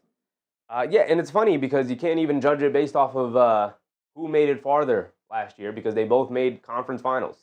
So They both made it the same distance, the same amount.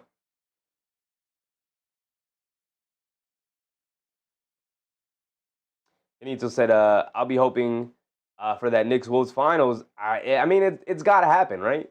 It's got to happen. The Knicks have the easier path to the finals, but the Wolves definitely capable of knocking some teams off in this playoff run and making it to the finals for sure.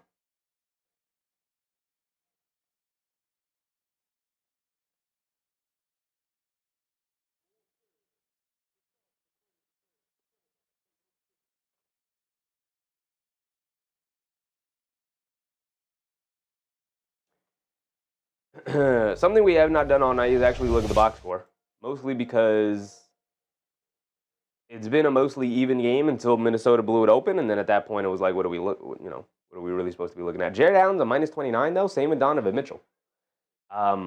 This is why the plus minus stats can be deceiving. This is not an indication that these guys have been playing poorly.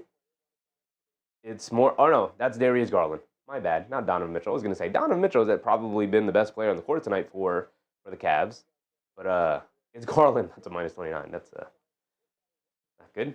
Not good. He has definitely been the target of their defense, of the Minnesota offense tonight. Garland getting picked on defensively. Hunter with 10 off the bench on 10 shot attempts. That is not good. Randle with 25, 6, and 8 tonight. Good night for him. Anthony Edwards is up to 21. He has 21, 6, and 7. He hasn't had to step outside of himself and do anything more than what he's normally asked to do. He's back in the game along with Gobert. Gobert gets fouled by Jared Allen.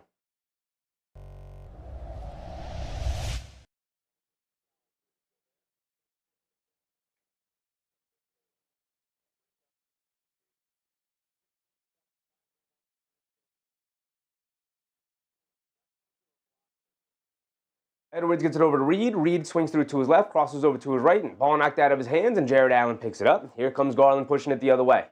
Garland down the lane, takes it out to Mitchell. Mitchell, left wing three, quick catch and fire, and got it to go. It's an 11-point game, y'all. 11-point game, just under 8 minutes to go. This one's not over yet. Here comes Anthony Edwards bringing it down. He has it up top. Merrill switches onto him. Edwards is going to look to dance. Edwards walking him down to the mid-range. Has it at the foul line. Step back. All the way foul line jumper. Can't get it to go. Mobley with the rebound. They can get it to single digits. You guys know the 3 layers of a comeback. We talk about it all the time. Mobley kicks it out to Garland. Garland in right corner 3. Can't get it to go. Battle for the rebound. Allen able to grab the offensive rebound. Gets it out to Mitchell. Mitchell falling out of bounds. Throws it away to Gobert. And Anthony Edwards will bring it down. The 3 layers of a comeback, if you don't know. Number 1, get it back to single digits. They have not done so. That was their opportunity. Number 2, get it to a single possession game. Number 3, actually take the lead. And then the final step is always to, of course, actually pull off the full comeback and get the victory. They lob it over the top to Edwards. Edwards step back, baseline, fall away jumper, got it to go. But you gotta follow those layers. You gotta take it one step at a time. There is no, 9-point shot in the NBA. There is no 5-point shot in the NBA. You just gotta take a possession after possession. Mitchell draws a foul. They're going to say foul on the floor. No shot attempt for him as he tried to fire up a 3-point attempt. We're approaching the halfway point of the fourth quarter here. Time not on the Cleveland Cavaliers side here. 6:30 to go. Jason said Mitchell coming out of that phone booth right now. We'll see. We'll see. I mean, he's the only guy who's had anything going tonight. Anything consistently going. LeBron is the youngest, by the way, to reach 10,000 career points. And it's like, by a year, Kevin Durant is second youngest. That's pretty crazy. Not even close. It's not even. He was a year younger than KD. Donovan Mitchell down the lane, stops, hesitates, steps through, layup, can't get it to go. They were expecting a goaltend. They didn't get it. Good defense from Jaden McDaniels, but everybody just stopped playing, thinking the whistle was coming, and Sam Merrill kept playing, and he got the easy putback to go. Back to an 11-point game. They get it up to McDaniels. Got to get a stop here and a score. They try to shovel it down low to Gobert. Not a great pass from McDaniels. Gobert can't handle the pass, and it goes out of bounds. Ball back to the Cavs here. They can get it to single digits. Got to get past that first layer. Dante DiVincenzo jumps the passing lane. He's going to go all the way to the rim for the easy layup.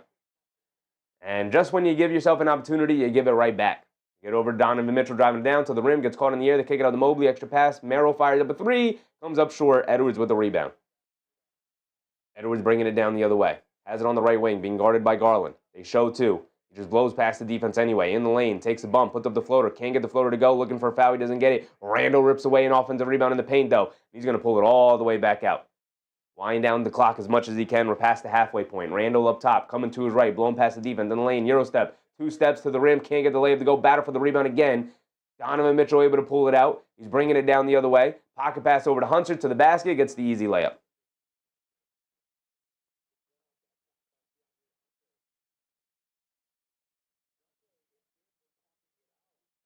Jaden McDaniels quickly trying to push the other way.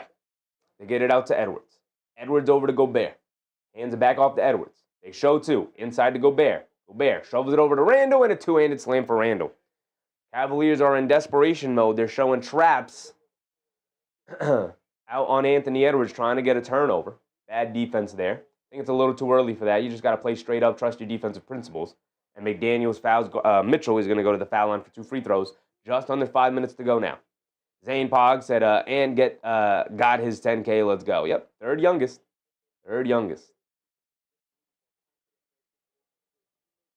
Just under 5 minutes to go here. Mitchell will go to the foul line for 2.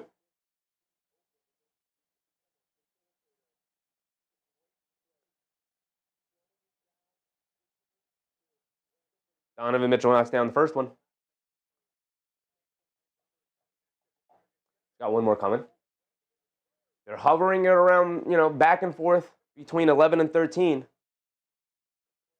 They can't get it to single digits yet.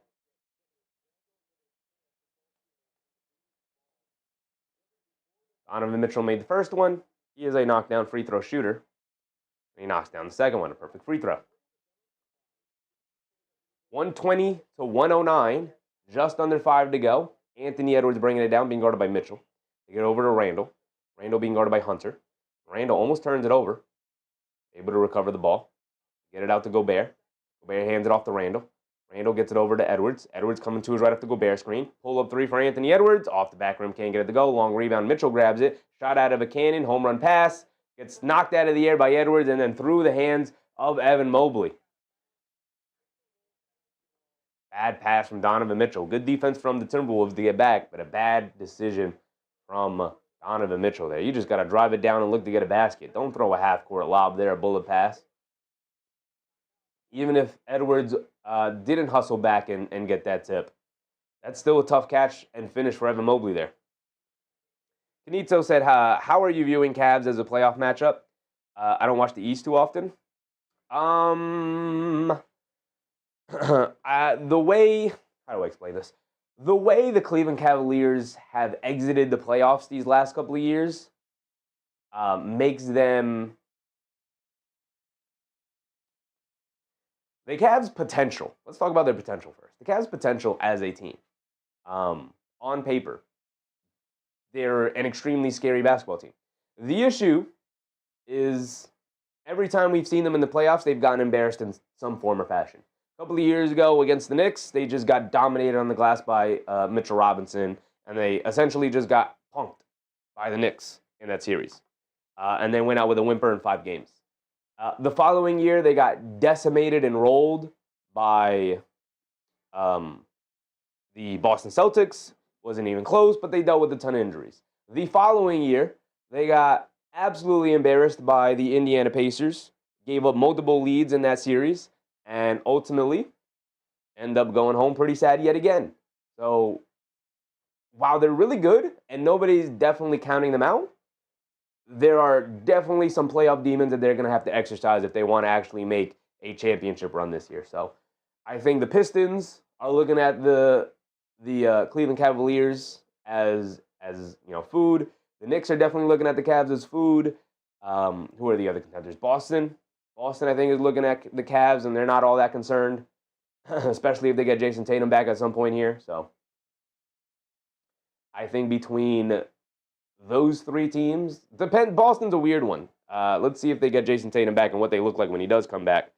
Definitely the top 2 between the Pistons and the Knicks. Cleveland is definitely the 3rd one behind them. Outside of that, they could beat anybody else in a playoff matchup for sure.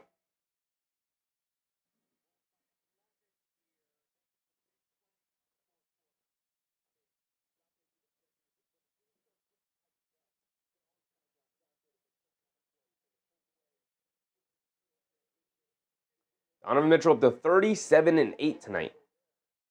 Garland 16 points on 16 shot attempts. Mobley 17 points on 9 shot attempts. Hunter 12 points on 11 shot attempts so far. Just not enough. Just not enough.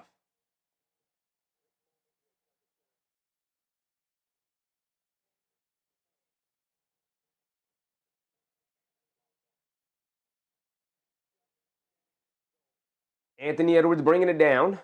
We have 4:20 to go. My timer ticked down a little too far. 4 minutes and 20 seconds to go. And the Cavs come out in a zone. Edwards has it at the foul line. They kick it out to McDaniels. Extra pass to DiVincenzo. Wide open right wing 3. Can't get that one to go. Gobert battling on the glass. He can't keep it alive. Hunter able to pick it up. Here comes DeAndre Hunter in the Cavs. Almost loses the handle. They get it over to Mobley. Kick it out to Merrill. Wide open left corner 3. Got that one to go. And it's an 8-point game. They accomplished layer number 1. Technically, you have 3 more to go. Or 2 big ones to go. And then finally, the final one of actually winning the game. But got to get it to a single possession game now. Stops and scores if you're the Cavs.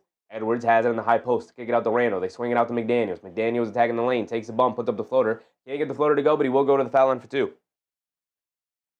3:40 to go.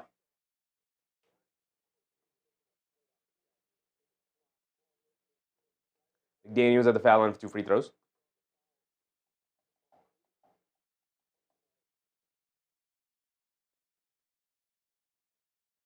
McDaniels with 18 points tonight, 8 for 11 from the field. Excellent game for Jaden McDaniels. And, of course, his usual brand of excellent defense as well. McDaniels knocks down the first one. He's got another one coming. Lead back up by 9.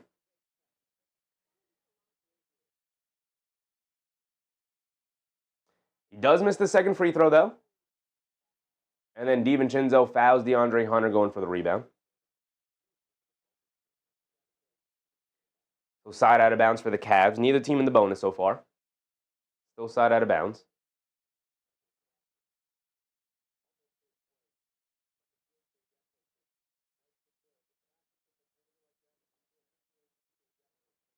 Mitchell has it up top. 3:30 to go. Time not on their side. But they could still make this happen. They just need to make some shots. They get it over to Hunter. Hunter takes a bump and throws up a floater. Can't get it to go, but he really just did it to draw the foul, and they give him the foul. He's going to go to the foul line for 2. Randle can't believe it.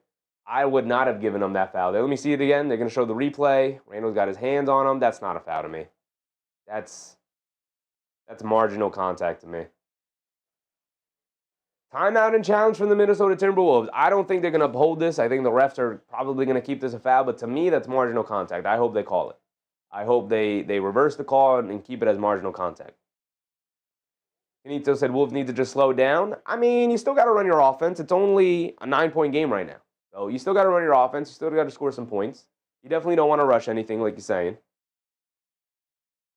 Ozahar said the Timberwolves, they're going to pull it off. Looks like they're going to pull it off. I mean, they got some ways to go. 3:20 to go. 9-point game. Not out of the weeds yet. Benito said, crazy the Wolves drafted Andy McDaniels the same year. It's a great draft. Great draft. All it takes is one draft to turn the fortunes of your team around. And obviously, they had the number 1 pick with Anthony Edwards, but they also knocked it out of the park with the McDaniels pick as well.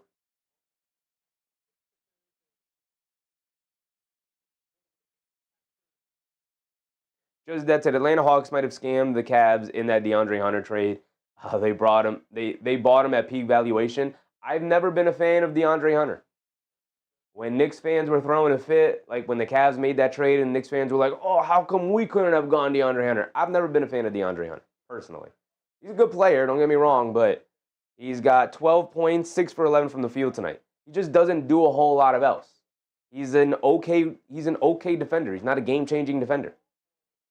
He's fine.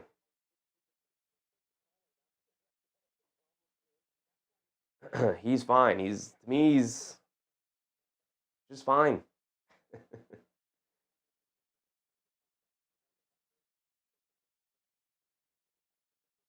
Unsuccessful challenge, going to remain as a foul. I think it's marginal contact myself, but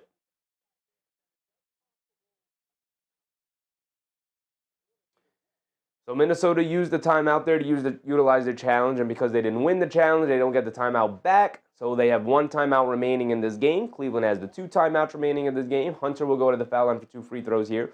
3:20 to go in this fourth quarter. It's a 9-point game. Hunter can knock it down to a 7-point game here. X Nice, what's up, Nice? Let me know when Ann gets a 3 attempt. I got you, brother. I got you.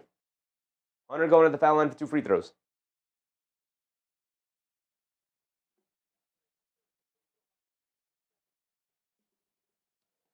Hunter is an 87% free throw shooter. He's a knockdown free throw shooter. He knocks down the first one.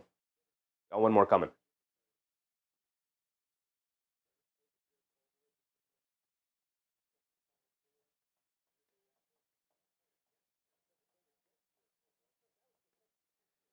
Hunter knocks down both free throws. It's a 7-point game.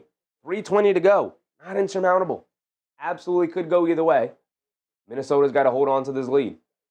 Randle has it up top, being guarded by Hunter. Randle faces up. Still holding on to it. Now coming to his left, spins to his right, backing down Hunter. Stop, turn, half spin, pump fake, steps through, lefty layup. Got blocked, maybe lost it out of the air, and here comes Cleveland pushing the other way.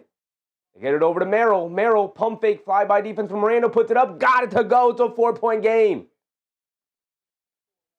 Just under 3 to go.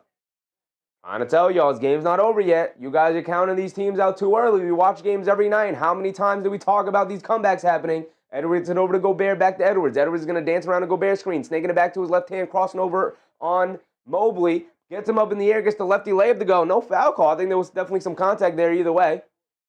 Here comes Donovan Mitchell bringing it down the other way.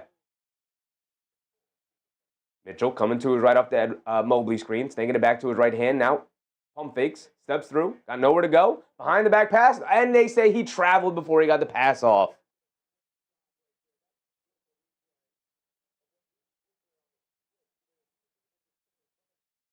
Mitchell tried to get creative before he traveled with it.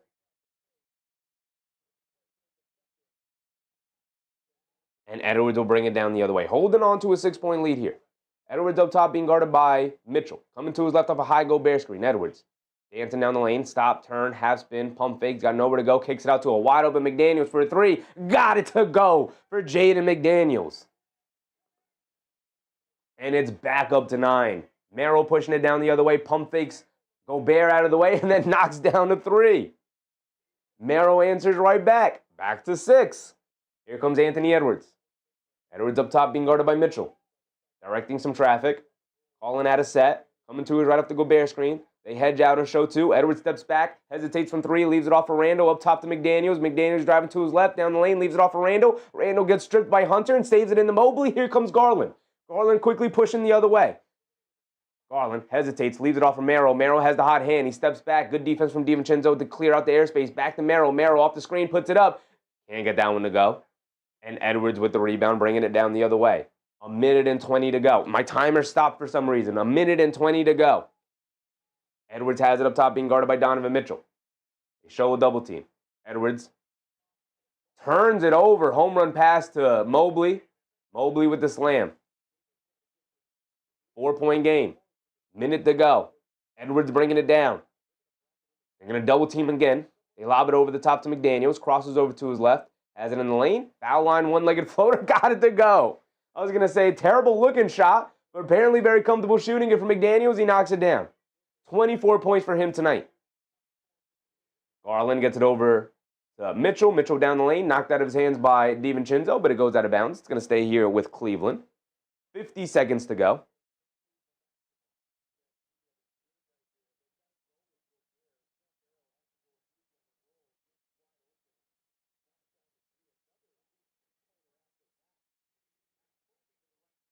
They get it into Mobley. Mobley being guarded by Gobert. Good denial defense from DiVincenzo not to give Merrill the open space from 3. Mobley has to fire it up over Gobert. Can't get it to go. Randle with the rebound. And that might put a dagger in Cleveland here. All Minnesota has to do is execute. Edwards pulls it out. They get over to Randle. They swing it over to McDaniels. And a foul. Away from the play foul. Side out of bounds. They had a foul to give. They just wanted to stop the clock, reset their defense a little bit here. They were caught in rotation trying to double team. Just that was hoping for a blowout so Lonzo could get to breaking it up. They foul McDaniels immediately on the inbounds. He's going to go to the foul line for 2 with 30 seconds to go, and that should put the icing on the cake here. All you got to do is execute down the way. McDaniels at the foul line for 2. They're holding on to a 6-point lead. You don't want to give them any hope. It's a 2-possession game right now, 6. That's 2 threes for the Cavs. And he misses a free throw. You want to hit at least one free throw here, obviously. You want as many points as you can get. But you want to hit at least one free throw here to put the pressure on the Cavs because a 7-point lead makes it at most a 3-possession game. Or at least, I should say, a 3-possession game rather than 6, it being at least a 2-possession game.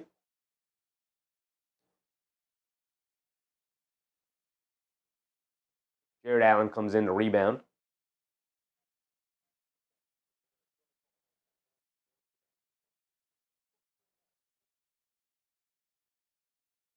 McDaniels misses both. Randle picks up the loose ball rebound and gets fouled by Mobley. And that should put the icing on the cake. It should definitely put the icing on the cake. Just that's it, fouling, fun, yay. What's the new rule? What's the new rule to clean up the fouling at the end? I don't mind a team like in this situation, Cleveland's down by 6. I don't mind the fact that they're going to intentionally foul the Timberwolves to put them on the line. Right? Because as Randle misses a free throw, 3 straight missed free throws, because of situations like this. Free throw shooting is an essential part of the game. If you can't knock down free throws, you should absolutely take advantage of it and foul them, put them on the line, and extend the game for yourself. I don't mind Cleveland doing this to Minnesota. The biggest issue I have is a team that's up fouling the other team so they can't shoot threes. So I know it sucks to watch 4 straight free throws there from Minnesota. They were not allowed to run offense, obviously, because Cleveland's trying to get back into the game. But I don't mind that. That, to me, is a part of the end of a basketball game. I do think, though, if anything, we have to find a way to quicken up how long it takes to actually shoot free throws. My goodness. I think 10 seconds is way too long to give guys to get ready to shoot free throws. Cut it down to like 5 seconds. I'm not even kidding. The fact that Giannis always takes 10 to 12 seconds, with his free throw routine, taking literally every second possible to shoot the free throw, is crazy, right? They need to lower it to at lowest 5, or at the very least like 7 or something. Like, my goodness, 10 is way too long. Let's quicken this thing up. Also, the refs, everybody has one opportunity to switch sides. All of this, let me switch it. Oh, you know what? Let's go over here. No, let me do it. The refs got to be like, no, pick a spot right now. The ball's going in. If you're not in your spot, it's a technical. There's way too much posturing on these free throws. Get to your spot, shoot the free throws, keep the game going. I think the refs do a really poor job of keeping the game going. Daniel Dash said, free throws and assists, turnover ratio wins championships. A lot of things win championships. Defense, rebounding, shot making, 3-point shooting, free throw shooting, all of the things. Donovan Mitchell puts up a 3. Misses way off. Randle with the rebound. Over to Edwards. Over to McDaniels. He's going to get a dunk on the other end.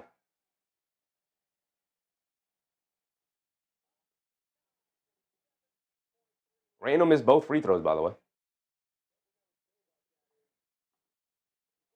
Daniel Dash said, they'll miss more free throws, Sheffy. What is your rule? Cost the Knicks the Larry O.B. What if your rule caused the Knicks the Larry O.B.? Then they didn't deserve to win. If they lose because of the rule, then they lose because of the rule. It is what it is. Because that said, Giannis is a drama queen? Maybe. He's definitely dragging out this whole end of his tenure here in Milwaukee. And this one ends the game. 122-131. Cleveland tried to extend the game, but they couldn't knock down enough shots.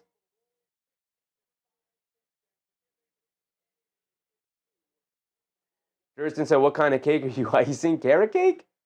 I like carrot cake, but carrot cake is fine. Nothing too special about carrot cake. I mean, if it's me, just the classic yellow cake is good with me.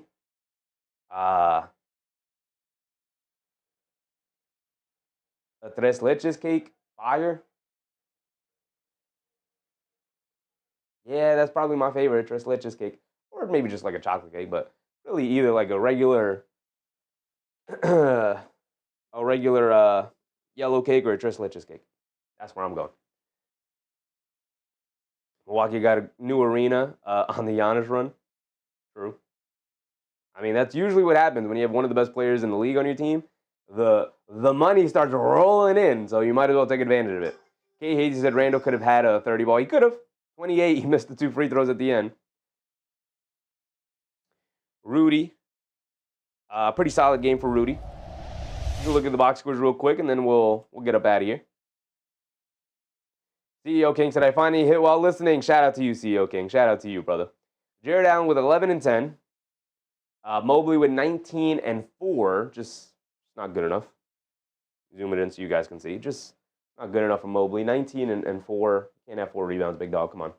Donovan Mitchell with 37 and 8. Garland with 16, 1 and 8. Craig Porter Jr. played 15 minutes tonight. He had 4 points. Was practically invisible out there. DeAndre Hunter, 14 points off the bench, 6 shot attempts, 8 boards, 4 assists. Decent night for DeAndre Hunter. Naquan Tomlin got 8 minutes, scored 2 points, 1 rebound, 1 assist. Sam Merrill, 22 points for him, 5 for 11 from 3. He got hot down the stretch there. And Jalen Tyson in his 18 minutes, 4 points. We get to the Minnesota Timberwolves. Julius Randle, 28 points. McDaniels, 26. Randle with 28, 8, 11, and 8, by the way. He's a triple-double threat tonight. McDaniels, 26 points, 11 for 14 shooting. My goodness. 3 for 4 from 3, 5 boards and an assist. Rudy Gobert, 11 points, 13 rebounds. Continues to be fantastic for them. He had another great night. Dante DiVincenzo, 22 points, 8 for 13 from the field, 6 for 10 from 3. And this is off a really poor start to the game for Dante DiVincenzo. So he really caught fire at the end there. 6 made threes for him. A rebound and 4 assists for Dante. Anthony Edwards, just a solid night, 25 points, 7 rebounds, 9 assists, nothing special, just regular walk in the park for Anthony Edwards. Naj Reid off the bench, 9 points. Some really important fourth quarter points there for Naj Reid before Anthony Edwards and Julius Randle came back in, kept the offensive flow as he usually does. Conley with 3, a really rough night for Conley.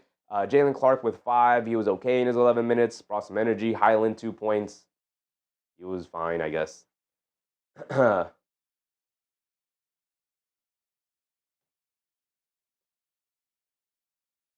Kay Hazy said, D. Mitch is holding that team together with spit and duct tape.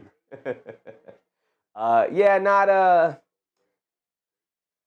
other guys not showing up the way they need to be showing up. A lot of Donovan Mitchell, mostly because it kind of has to be right now.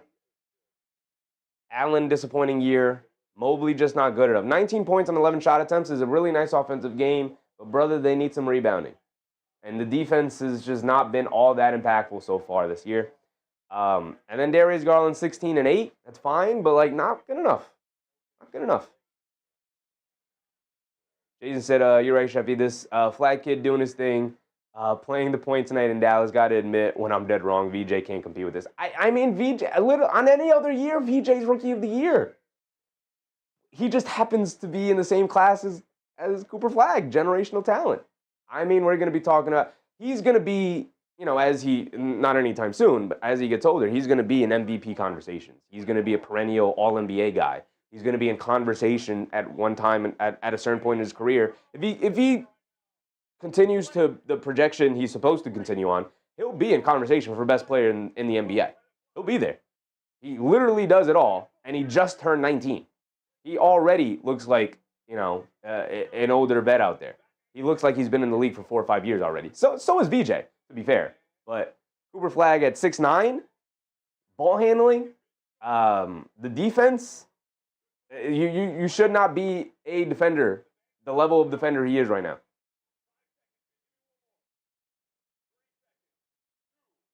I'm watching this kid shoot up threes right now, and he is airballing them. He hit the first one and then missed every other one.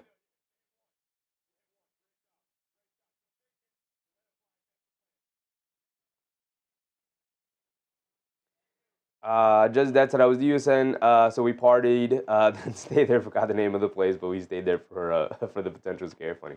Ozar said, told you did. Shouted it out earlier in the chat. And Minnesota came through and put the beat down on Cleveland. Cleveland drops to 21-18. Minnesota improves to 25-13. So after a slow start to the year, Minnesota has climbed back into the tops of the league in terms of the standings, at least. So we'll check out the standings real quick. The only other game we wanted to keep an eye on ended up getting postponed, so nothing to really look at. The Pacers did end up being the Hornets tonight. And the Knicks in at 24-13.